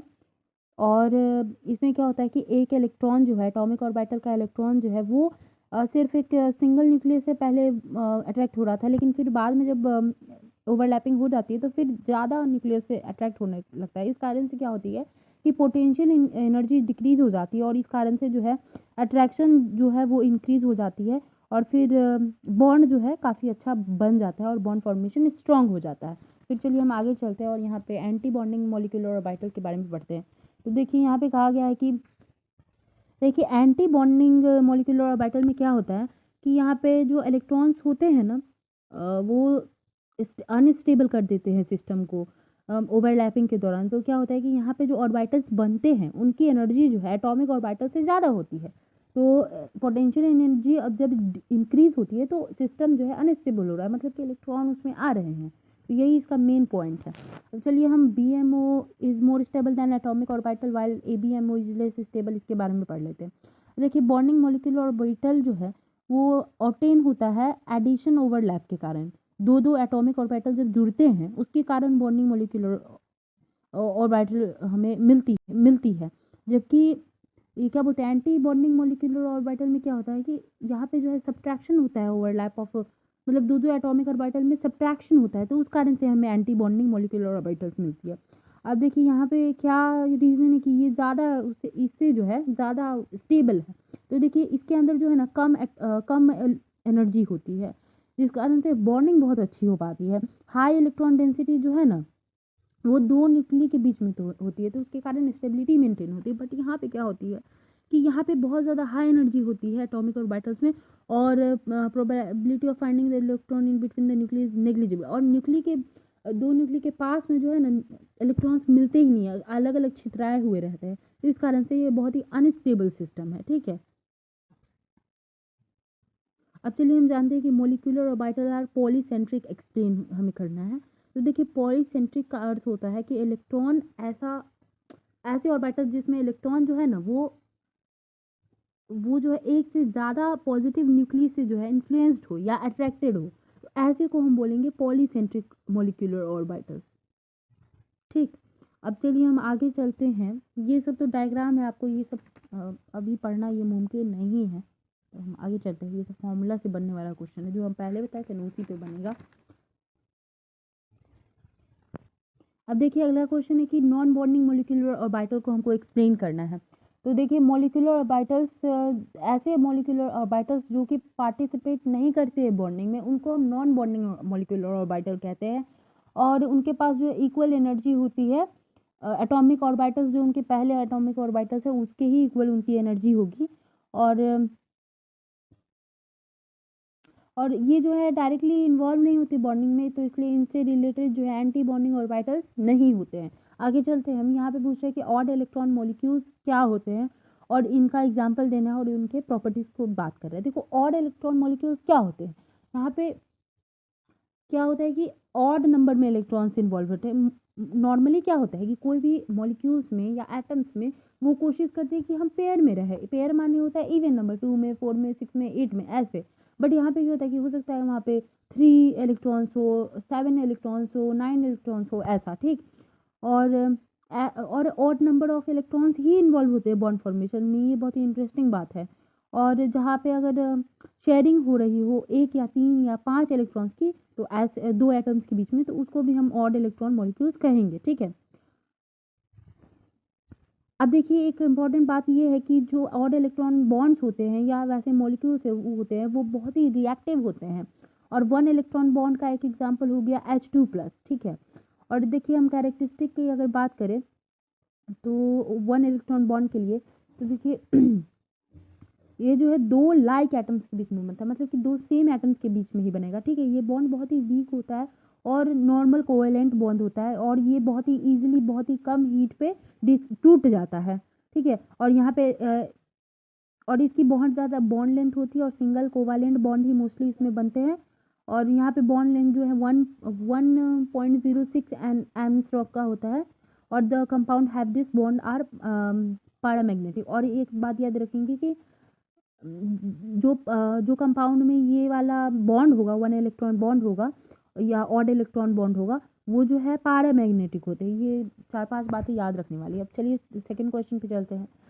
हमें डिस्कस करना है बॉन्ड एनर्जी, बॉन्ड लेंथ और डायपोल मोमेंट। बहुत ही इजी टॉपिक है, आइए जान लेते हैं। बॉन्ड एनर्जी क्या होता है कि वैसी एनर्जी जो रिलीज हो रही है जब 2 एटम्स एक दूसरे से कॉम्बाइन कर रहे हैं। बहुत ही सिंपल चीज़ है, एनर्जी जो रिलीज हो रही है जब 2 एटम एक दूसरे से मिल रहे हैं, या ऐसी एनर्जी जो हमें लगेगी 2 मॉलिक्यूल्स को तोड़ने के लिए।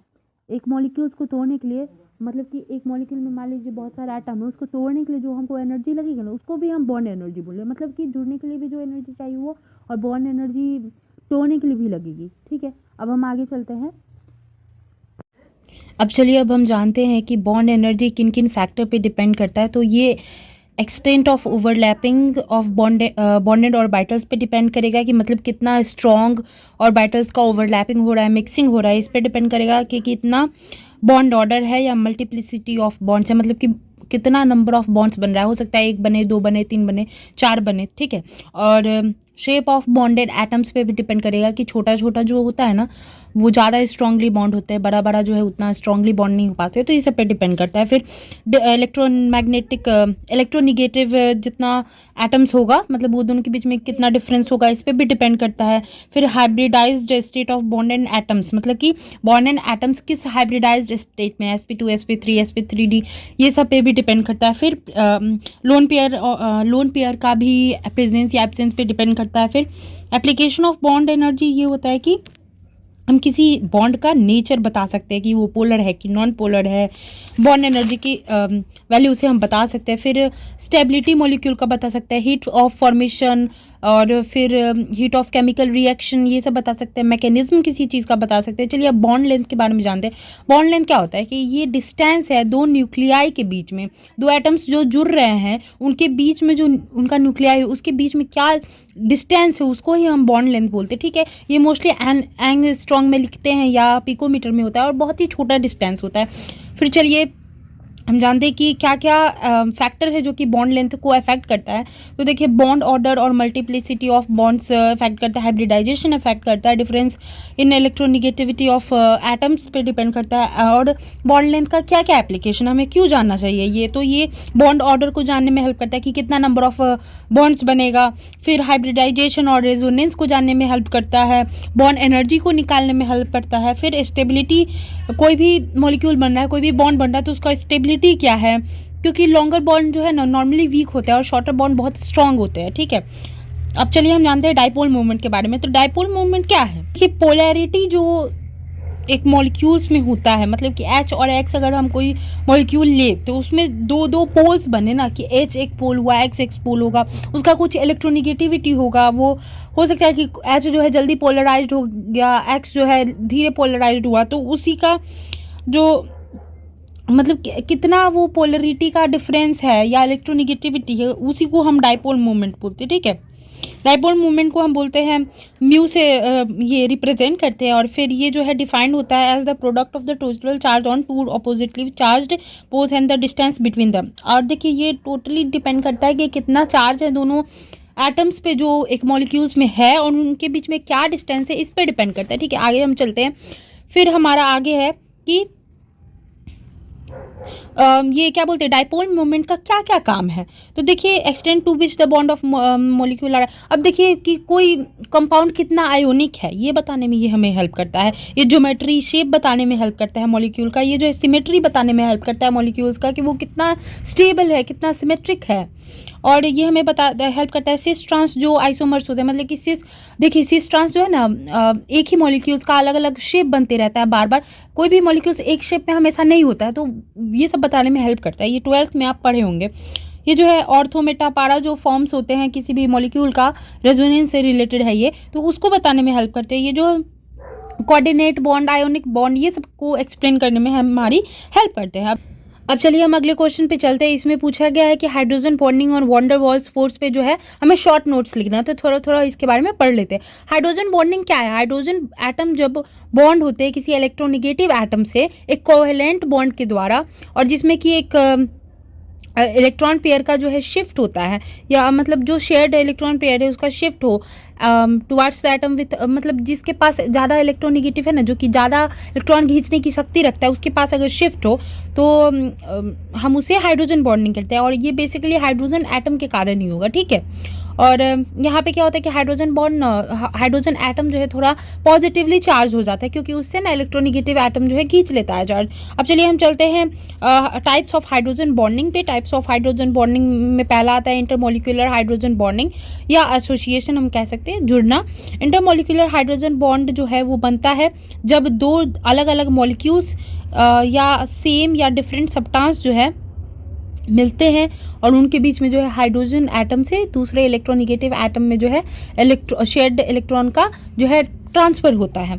जैसे कि NH3 हो गया, H2O हो गया, HF हो गया, HCN हो गया, ROH हो गया। ठीक है, आप यहाँ पे एक एग्जाम्पल भी देख सकते हैं, इसका स्ट्रक्चर भी दिया हुआ है। चलिए हम आगे बढ़ते हैं। फिर यहाँ पे है दूसरा तरह की का ये हाइड्रोजन बॉन्डिंग है, ये है इंट्रामोलिकुलर। इंट्रामोलिकुलर हाइड्रोजन बॉन्डिंग वो होता है जहाँ पे हाइड्रोजन एटम और हाईली इलेक्ट्रोनिगेटिव एटम के बीच में जो है ना, जो कि सेम ही मॉलिक्यूल्स में होते हैं, उसके बीच में हाइड्रोजन बॉन्ड बने। वहाँ पे क्या है कि अलग अलग भी हो सकता है और सेम भी हो सकता है, यहाँ पे सेम ही होना चाहिए। ठीक है, इंट्रामोलिकुलर हाइड्रोजन बॉन्डिंग जो है ना रिजल्ट करता है एक रिंग लाइक स्ट्रक्चर में, तो ये आप याद रखेंगे। जैसे कि ये सब देखते हैं रिंग ही ना बना।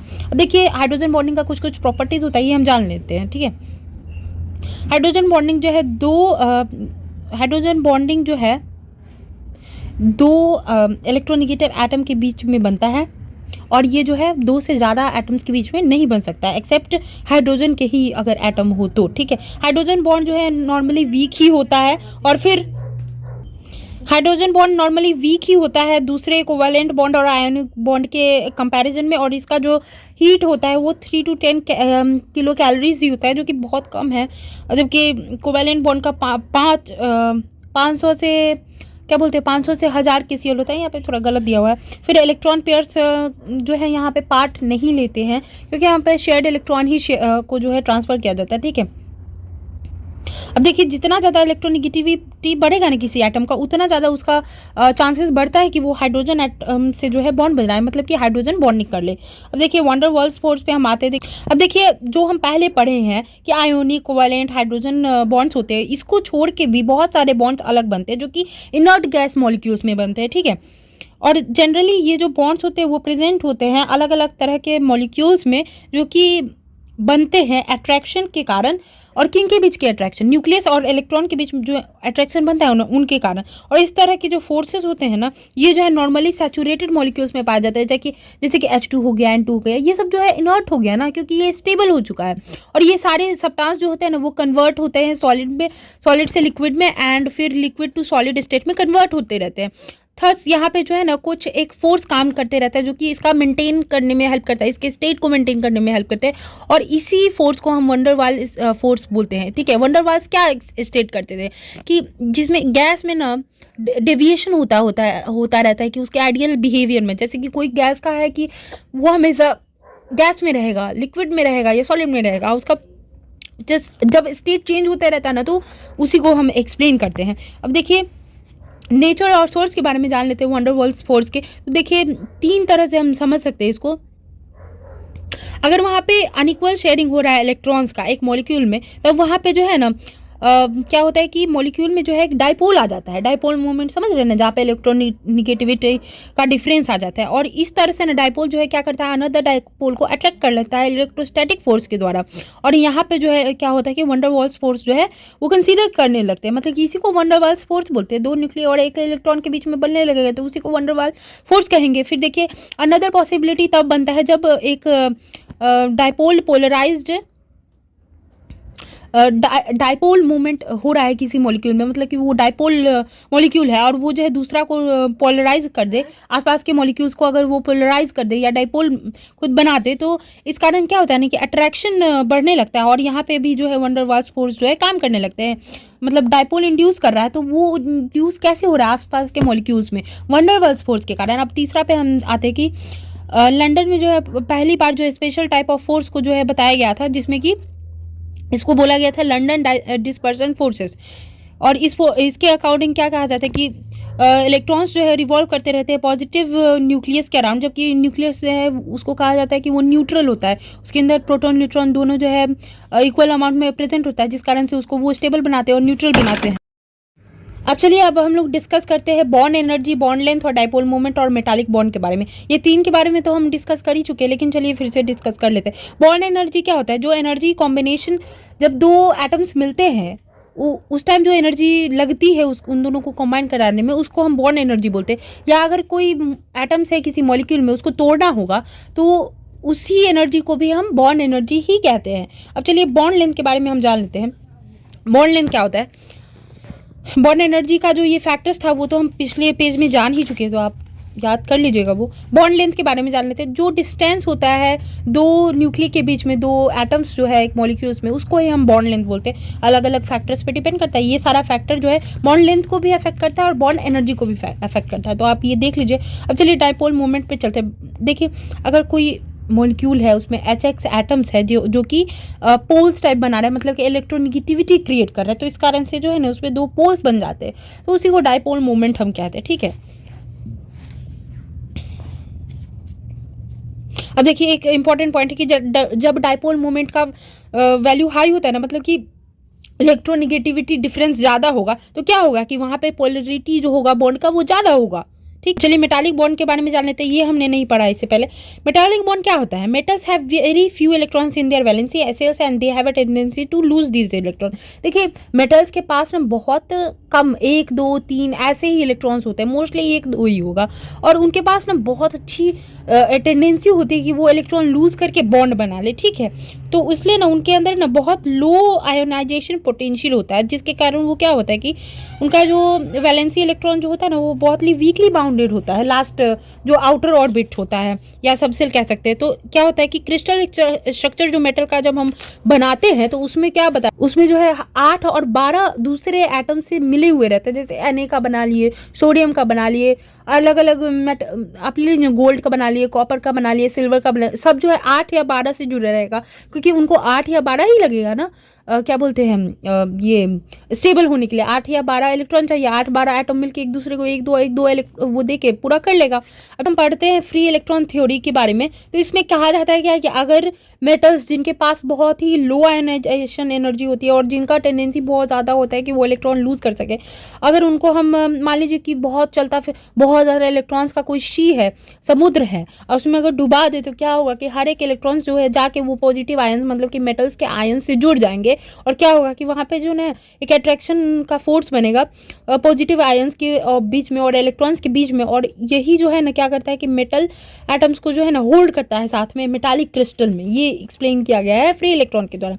अब देखिए इसका कुछ कुछ लिमिटेशंस है, लेकिन वो एक्सप्लेन नहीं किया गया, बट यहाँ पे थोड़ा सा ऐसे इंडिकेट कर दिया गया है, दैट इज़ ये जो है ना ग्रेटर इलेक्ट्रिकल कंडक्टिविटी होता है मेटल्स में दूसरे नॉन मेटल्स वगैरह से, तो ये एक्सप्लेन नहीं कर पाया ये थियोरी। उसके बाद कहा जाता है क्या कि कुछ कुछ मेटल्स के पास ना हाई मेल्टिंग पॉइंट होता है, यहाँ पे तो बोला गया कि उसके पास लो क्या बोलते हैं लो आयोनाइजेशन एनर्जी है, तो उसके पास मेल्टिंग पॉइंट ज़्यादा कैसे हो गया, जबकि कुछ कुछ के पास तो मेल्टिंग पॉइंट लो होता है, तो ये सब ये एक्सप्लेन नहीं कर पाया। और फिर कुछ कुछ मेटल्स जो है बहुत ही हार्ड होते हैं और कुछ कुछ बहुत सॉफ्ट होते हैं, तो इसको भी ये एक्सप्लेन नहीं कर पाया।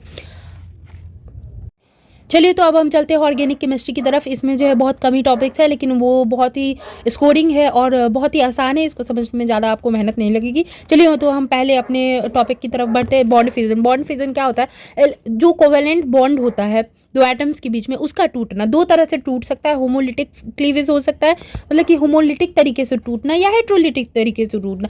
होमोलिटिक तरीका क्या होता है कि होमोलिटिक में क्या है कि इक्वल इलेक्ट्रॉन्स दोनों शेयर कर लेगा, मतलब बोलेगा कि एगो इलेक्ट्रॉन हम दिए थे तो अपना ले लेते हैं, जैसे देख रहे हैं एगो ले लिया अपना, ये एगो ले लिया अपना। इसमें क्या किया है, हेट्रोलिटिक ये दिया गया है, तो इसमें क्या है कि एक ही इलेक्ट्रॉन एक ही एटम जो है दोनों एटम इलेक्ट्रॉन को लेके भाग जाएगा, तो इसको हेट्रोलिटिक हम बोलेंगे, ठीक है। बस यही था इसमें।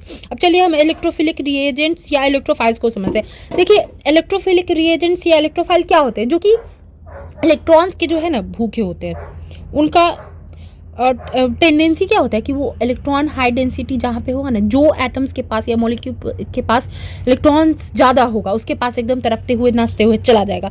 बट एक ये कहेंगे कि इसके पास न्यूक्लियस बहुत ज़्यादा होती है, न्यूक्लियोफिलिक एनर्जी बहुत ज़्यादा होती है, ठीक है।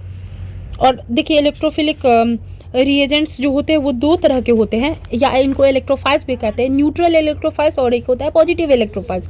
और नॉर्मली हमको लगता है कि ये पॉजिटिव होगा इलेक्ट्रोफाइल्स, नहीं, न्यूट्रल स्पीसीज भी जो होते हैं वो इलेक्ट्रोफाइल्स हो सकते हैं। जैसे कि यहाँ पे एग्जांपल ले, न्यूट्रल में AlCl3, FeCl3, BF3, ठीक है। ये इलेक्ट्रोफाइल जो है कोई नेट चार्ज कैरी नहीं करते, मतलब कि पॉजिटिव चार्ज नहीं कैरी करते, बट ये लेविस एसिड होते हैं, तो इस कारण से वो क्या करते हैं कि वो इलेक्ट्रॉन एक्सेप्ट कर सकते हैं।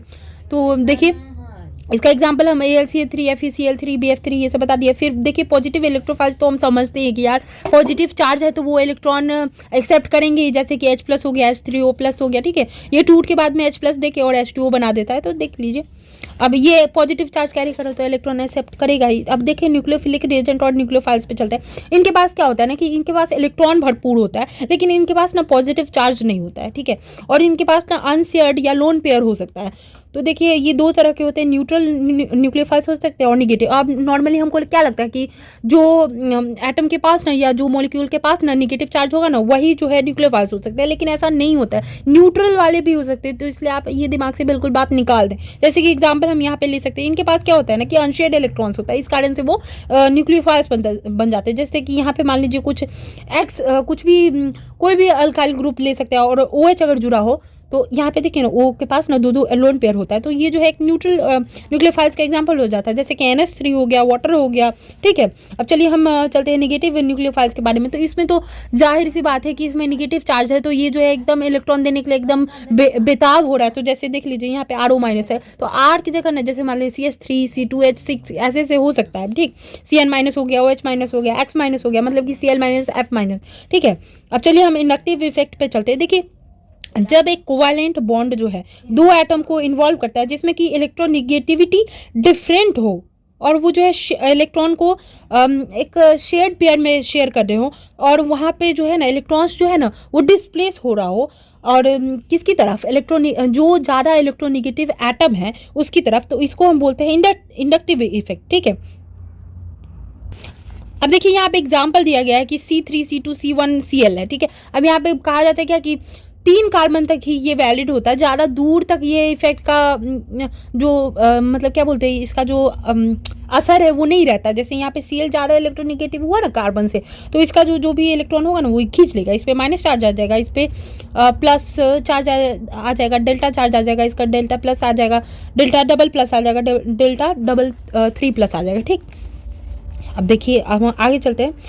निगेटिव इंडक्टिव इफेक्ट होता है एक तरह का। तो इसमें क्या होता है कि अगर एटम या ग्रुप जो अटैच्ड है कार्बन एटम से वो अट्रैक्ट करता है शेयर्ड पेयर ऑफ इलेक्ट्रॉन खुद की तरफ, तो उसको हम बोलेंगे निगेटिव इंडक्टिव इफेक्ट। मतलब जो इलेक्ट्रॉन खींचे तो वो निगेटिव इंडक्टिव इफेक्ट। माइनस हुआ ना तो मतलब इलेक्ट्रॉन माइनस कर रहा है, जैसे NO2 हो गया, CN हो गया, COH। ये जो है क्या बोलते हैं, ये एक अरेंजमेंट है जो 12th में पढ़ाया जाता है, आप याद रख सकते हैं। अब देखिए पॉजिटिव इंडक्टिव इफेक्ट होता है जिसमें कि क्या होता है कि वो ऐसा कोई एटम या ग्रुप अटैच्ड है जो कि इलेक्ट्रॉन दे रहा हो, ठीक है, वो कार्बन से कम इलेक्ट्रोनिगेटिव होगा, तो उसको हम बोलेंगे प्लस वाला। देखिए प्लस है तो मतलब कि दे रहा होगा, सिंपल ट्रिक। तो जैसे कि CH3 वगैरह जो होता है ना, CH3 हो गया, CH3 CH2 हो, जितना भी अल्काइल ग्रुप होता है ना उसको हम बहुत रिच मानते हैं इलेक्ट्रॉन में, ठीक है। ये लोग इलेक्ट्रॉन रिच स्पेसीज होंगे, जैसे कि इलेक्ट्रोफाइल इसमें हम न्यूक्लियोफाइल इसमें हम कह सकते हैं, इसको इसमें जो है न्यूक्लियोफाइल इसमें जो है हम इलेक्ट्रोफाइल कह सकते हैं एग्जाम्पल में, इसमें हम कहेंगे न्यूक्लियोफाइल एग्जाम्पल में कह सकते हैं, ठीक है। अब यहाँ पे एक क्वेश्चन आता है कि क्लोरो एसिटिक एसिड जो है स्ट्रॉन्गर क्यों है एसिटिक एसिड से। यहाँ पे क्योंकि कि इंडक्टिव इफेक्ट जो होता है ना क्लोरीन क्लोरो एसिटिक एसिड में जो है वो स्ट्रॉन्गर है एसिटिक एसिड से, तो इस कारण से जो है वो स्ट्रॉन्ग है एसिटिक एसिड से क्लोरो एसिटिक एसिड। अब चलिए हम आगे बढ़ते हैं। अब देखिए इलेक्ट्रोमेरिक इफेक्ट क्या होता है। ये जो है एक टेम्पररी इफेक्ट है जो कि इन्वॉल्व करता है कंप्लीट या मतलब थोड़ी देर के लिए एक इलेक्ट्रॉन का जो है मूवमेंट, ठीक है। अब ये तभी प्लेस्ड एक होता है जब कोई अटैकिंग रिएजेंट जुड़ जाए, ये बहुत ही टेम्पररी होता है, बस इतना आपको याद रखना है। और इसको जो हम एक कर्व्ड एरो से रिप्रेजेंट करते हैं, जैसे देख रहे हैं यहाँ पे कुछ जैसे देखिए ना ये सब जो है ना, जैसे यहाँ पे देखिए कुछ हम रिएक्शन कराए होंगे जिस कारण से ना इसका जो इलेक्ट्रॉन्स है ना, एक इलेक्ट्रॉन इस पर आ गया होगा, तो इसको हम ऐसे कर्व्ड से दिखाए, और ये ही इलेक्ट्रोमेरिक इफेक्ट है और बहुत ही टेम्पररी होता है। अब देखिए मेसोमेरिक इफेक्ट की तरफ हम चलते हैं, कंजुगेटिव इफेक्ट भी इसको कहते हैं। इसमें क्या होता है कि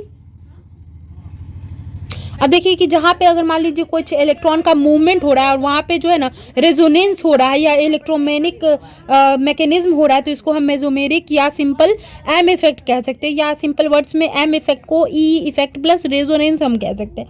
अब देखिए जो ग्रुप से एटम्स जो यहाँ पे इलेक्ट्रॉन सप्लाई करते हैं ना उसको ही हम प्लस एम इफेक्ट बोलते हैं, जो ग्रुप या माइनस जो ग्रुप जो है ना इलेक्ट्रॉन खींच लेता है तो उसको हम माइनस बोलेंगे, इंडक्टिव इफेक्ट की तरह ही है। तो चलिए अब हम मार्कोविनिकोव्स रूल के बारे में जानते हैं। तो इसमें क्या बोलता है कि जब एडिशन हो हाइड्रोजन हैलाइड का अनसिमेट्रिकल अल्कीन्स में, तो और इस तरह से एडिशन हो ना कि हैलोजन जो है ना वो अटैच कर ले खुद को कार्बन के साथ जो कि less number of hydrogen atoms carry करे, तो इसको हम बोलेंगे मार्कोविनिकोव्स रूल, ठीक है।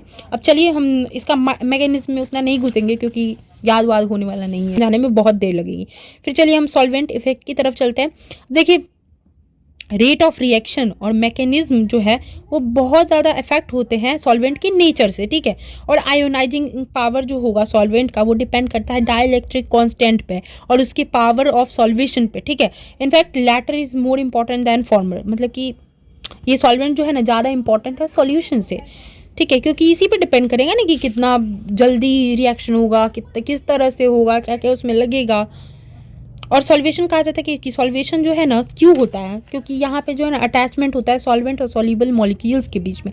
अब देखिए हम यहाँ पे रिलेशन पढ़ते हैं रिएक्शन रेट और नेचर ऑफ सॉल्वेंट के बीच में, जो कि इनगोल्ड एक साइंटिस्ट है उनके द्वारा जो है बताया गया था। देखिए आयन और पोलर मॉलिक्यूल्स जो होते हैं ना, जब डिजॉल्व होते हैं पोलर सॉल्वेंट में, तो वो तो वहाँ पे जो है ना सॉल्वेंट मिलते हैं हमें, ठीक है।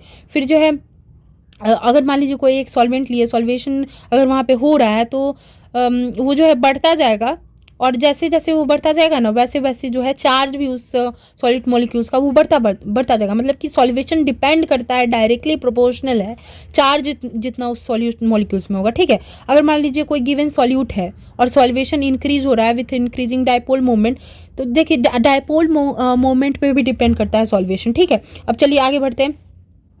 अगर कोई चार्ज का मैग्नीट्यूड दिया हुआ है तो सॉल्वेशन जो है डिक्रीज करेगा, चार्ज अगर ज़्यादा दूर में फैल गया तो, ठीक। अगर चार्ज डेंसिटी अगर एक पॉइंट में ज़्यादा है तो वहाँ पे सॉल्वेशन ज़्यादा होगा। सॉल्वेशन मतलब होता है कि सॉल्वेंट और सॉल्युबल मॉलिक्यूल्स का मिलन, ठीक है। अब देखिए डिक्रीज अगर सॉल्वेशन में हो रहा है तो वो इसलिए होगा क्योंकि चार्ज जो है छितरा जा रहा है। इस पॉइंट में भी वही एक्सप्लेन किया गया। अब चलिए हम रेजोनेंस वगैरह के बारे में जान लेते हैं, तो हमारा ये जो पॉइंट है वो ख़त्म हो जाएगा। मतलब आई थिंक ऑर्गेनिक केमिस्ट्री में इतना ही इंपॉर्टेंट था। रेजोनेंस जो है क्या होता है कि अगर एक कंपाउंड में जो है इलेक्ट्रॉनिक स्ट्रक्चर, कोई एक इलेक्ट्रॉनिक स्ट्रक्चर बनाए और बोले कि यही सारे प्रॉपर्टी बताएगा, तो वहाँ पे जो है वो खारिज हो जाता है, क्योंकि एक ही स्ट्रक्चर एक कंपाउंड का सारा प्रॉपर्टी नहीं बता सकता है।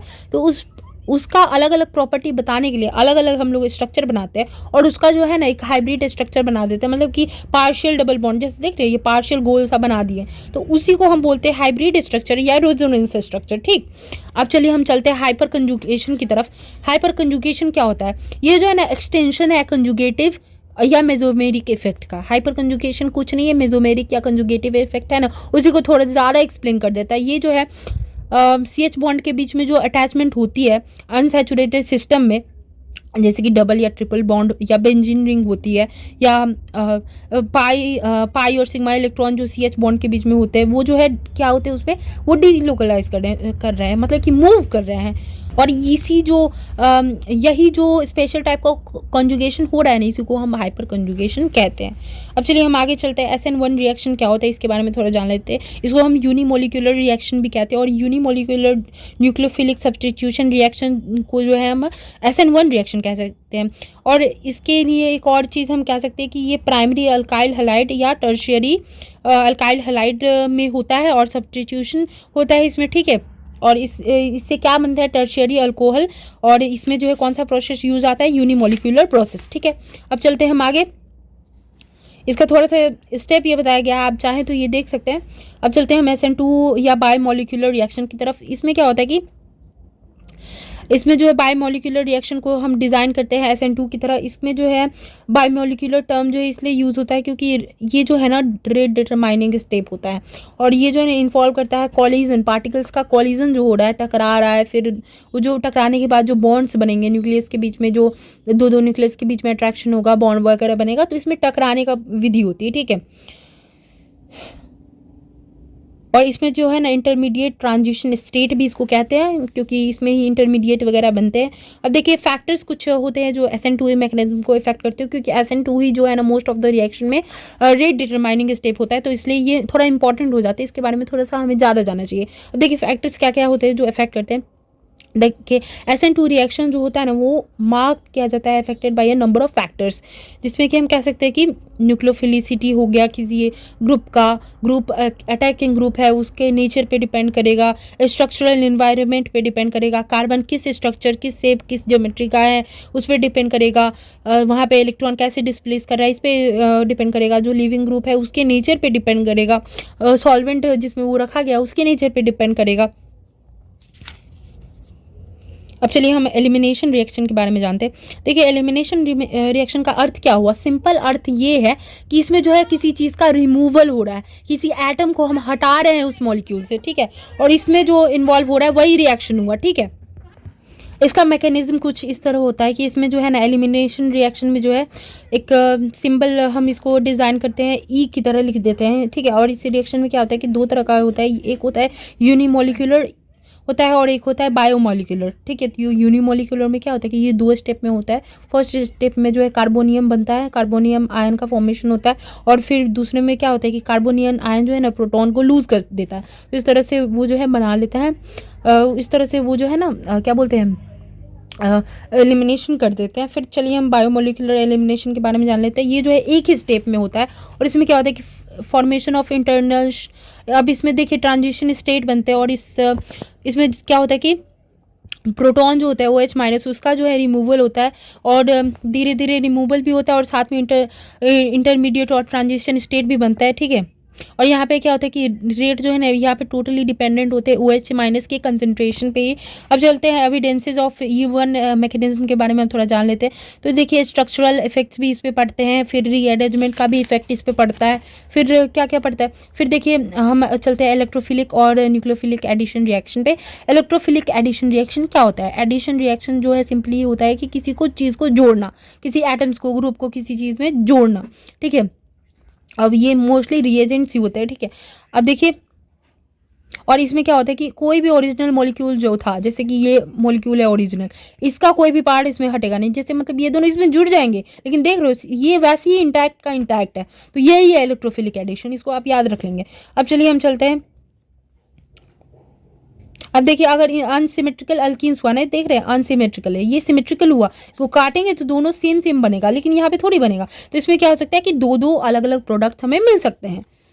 अब चलिए हम न्यूक्लियोफिलिक एडिशन रिएक्शन के बारे में जानते हैं। यहाँ पे क्या होता है कि अब देखिए यहाँ पे क्या होता है कि न्यूक्लियोफाइल कोई इलेक्ट्रॉन रिच चीज़ का, रिएजेंट का या एटम का या मॉलिक्यूल का एडिशन होता है, और फिर क्या होता है कि फिर यहाँ पे जो है इलेक्ट्रोफाइल ऐड होता है। इलेक्ट्रोफाइल कब ऐड होगा? जब वहाँ पे न्यूक्लियोफाइल होगा, तभी तो इलेक्ट्रॉन वाला लेने के लिए वहाँ पे न्यूक्लियोफाइल को ऐड करना ही पड़ेगा ना। तो पहले न्यूक्लियोफाइल इसमें ऐड होगा, फिर इलेक्ट्रोफाइल इसमें ऐड होगा, ठीक है। अब एडिशन रिएक्शन जो है ना यहाँ पे कार्बोनाइल ग्रुप का चल रहा है, और जिसमें कि इस तरह से देखिए HCN टूटा, ठीक है, H गया इसके पास, और CN जो है इससे अटैच हो गया। तो देख रहे हैं आप, पहले यहाँ पे जो है हमारा न्यूक्लियोफाइल अटैच हुआ, और फिर जो है ये न्यूक्लियोफाइल हुआ हमारा, और फिर ये जो है इलेक्ट्रोफाइल ऐड हो गया। अब चलिए हम इसका मैकेनिज्म के बारे में थोड़ा सा शॉर्ट में जान लें। अब देखिए अनसेचुरेटेड या अल्डिहाइड्स या कीटोन्स हो गया, तो वो न्यूक्लियोफिलिक एडिशन रिएक्शन में जाते हैं। अब देखिए यहाँ पे बहुत ज़्यादा इलेक्ट्रोनिगेटिविटी होती है ऑक्सीजन के दूसरे कार्बन या दूसरे एटम्स के कंपैरिजन में। तो इस कारण से क्या होता है कि कार्बोनाइल ग्रुप जो है ना स्मॉल नेगेटिव चार्ज कैरी करते हैं, और कार्बन एटम जो है थोड़ा सा पॉजिटिव चार्ज कैरी करते हैं, जिस कारण से ये कार्बन एटम जो होता है ना वो बहुत जल्दी अटैक कर देते हैं न्यूक्लियोफाइल पे, और जिस कारण से जो है ये जो मैकेनिज्म है बहुत फटाफट होता है, बहुत जल्दी होता है। अब चलिए हम जानते हैं एक्टिवेशन एनर्जी और ट्रांजिशन स्टेट के बारे में।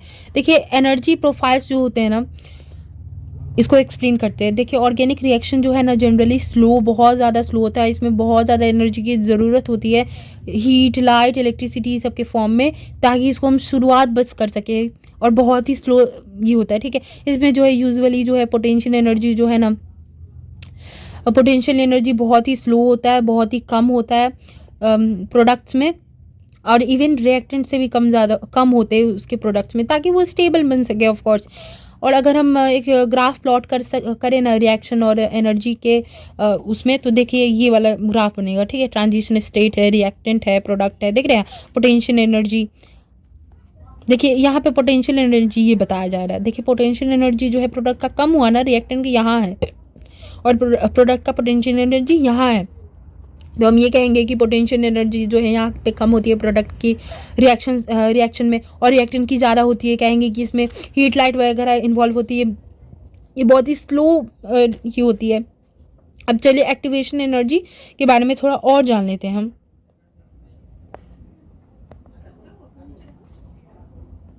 अब देखिए E2 जो है यहाँ पे रिप्रेजेंट कर रहा है ट्रांजिशन स्टेट का एनर्जी, E1 क्या रिप्रेजेंट कर रहा है रिएक्टेंट का एनर्जी, और E2 माइनस E1 क्या रिप्रेजेंट कर रहा है जो अमाउंट ऑफ एनर्जी जो है वो लग रहा है उस एनर्जी में, मतलब प्रोडक्ट बनाने में। तो यही एनर्जी यही E2 माइनस E1 जो है ना, इसी को हम बोलते हैं एक्टिवेशन एनर्जी, जो कि ऑफ्टन जो है हम E एक्ट के द्वारा, E एक्ट ये जो लिखा हुआ ना इसके द्वारा रिप्रेजेंट करते हैं, ठीक है। और यहाँ पे ट्रांजिशन स्टेट में जो है ना, इस कारण से हाई एनर्जी कंटेंट होता है। देख रहे हैं आप कितना ज़्यादा पोटेंशियल एनर्जी एकदम हाई चला गया है ग्राफ। तो इस कारण से ये बहुत ही अनस्टेबल होता है और बहुत ही आइसोलेटेड और बहुत ही थोड़े समय के लिए ये वाला स्टेट बनता है, ट्रांजिशन स्टेट। अब देखिए, चलिए हम स्टेरिक इफेक्ट के बारे में जानते हैं। स्टेरिक इफेक्ट जो है इनहिबिशन या हिंड्रेंस भी इसको बोलते हैं। और देखिए ये क्या कहता है कि स्टेरिक इफेक्ट क्या है, जब एक मॉलिक्यूल में मॉडिफिकेशन हो रहा हो, क्योंकि वहाँ पे जो है बहुत ज़्यादा एटम्स जो है उसके आसपास भीड़ लगा रहे हो, तो उस कारण से जो मॉडिफिकेशन मतलब कि उसके ज्योमेट्री में जो अजीब सा चेंज हो रहा है, जैसे देख रहे हैं ये ऐसे था और ये दोनों आ गया, इस कारण से उसके बीच में जो है क्या हुआ, ओवरलैप वगैरह हुआ, रिपल्शन हुआ, इस कारण से ऐसा शेप हो गया। तो इसको हम बोलते हैं स्टेरिक इफेक्ट। अब चलिए अब हम जान लेते हैं कि एटम जो होते हैं कार्बोकैटायन किनको हम बोलते हैं। तो देखिए एक ग्रुप ऑफ एटम होते हैं जिसमें कि पॉजिटिवली चार्ज्ड कार्बन एटम होंगे, तो उसको हम कार्बोकैटायंस बोलेंगे। मतलब कि कार्बन पे जब प्लस चार्ज हो ना, जैसे कि CH3, तो इसमें इसको हम कार्बोकैटायन बोलेंगे। जब C पे प्लस चार्ज आ जाए उसको सिंपल हम कार्बोकैटायन बोलेंगे। यहाँ पे C2H3 भी होता ना, तो इसको फिर भी हम कार्बोकैटायन बोलते हैं, ठीक है। और देखिए स्टेबिलिटी की बात करें कार्बोकैटायन की, तो ये इसलिए होगा क्योंकि अगर ये पॉजिटिवली चार्ज है तो इसको अटैच होना पड़ेगा 2 या 2 से ज़्यादा कार्बन एटम्स पे, ताकि वो प्राइमरी, सेकेंडरी या टर्शियरी कार्बोकैटायंस बना सके। मतलब कि देखिए जितना ज़्यादा वो कार्बन से जुड़ेगा ना, उतना उसको इलेक्ट्रॉन्स मिलेगा, उस कारण से वो स्टेबल हो जाएगा, ठीक है। अब चलिए हम फ्री रेडिकल्स के बारे में जान लेते हैं। ये थोड़ा इंपॉर्टेंट टॉपिक है, अब ख़त्म ही होने वाला है क्योंकि इतना ही था इंपॉर्टेंट चीज़ें। अब देखिए जो पैरामैग्नेटिक स्पेसीज होते हैं ना, उनमें एक एटम होता है या ग्रुप ऑफ एटम होता है जो कि एक या उससे ज़्यादा ऑड इलेक्ट्रॉन्स या अनपेयर्ड इलेक्ट्रॉन्स कंटेन करते हैं। उन्हीं अनपेयर्ड इलेक्ट्रॉन्स को या उस पूरे ग्रुप को हम फ्री रेडिकल कहते हैं, ठीक है। और यहाँ पे ऑर्गेनिक रिएक्शन को जो है फ्री रेडिकल्स ही इनिशिएट करते हैं, ठीक है। तो चलिए इसके साथ जो है हमारा ये जो है ख़त्म हुआ। इसके पीछे सिर्फ और सिर्फ रिएक्शंस है, उतना ज़्यादा इंपॉर्टेंट कुछ है नहीं जो आप याद कर सके इतनी जल्दी। स्टीरियोकेमिस्ट्री बहुत बड़ा टॉपिक है जिसको इतनी जल्दी पढ़ा नहीं जा सकता, इससे उतने सवाल भी नहीं आए हैं। और ये जो कुछ क्वेश्चंस है पिछले साल के, वो मैं आपको ये जो है ये शॉर्ट्स में या अगले वीडियो में एक साथ ही करा दूंगी, ठीक है। और आपको कौन कौन सा सब्जेक्ट है आपका, ये आप बता दीजिएगा, तो मैं उस पर वीडियो बना दूंगी, ठीक है। बाय।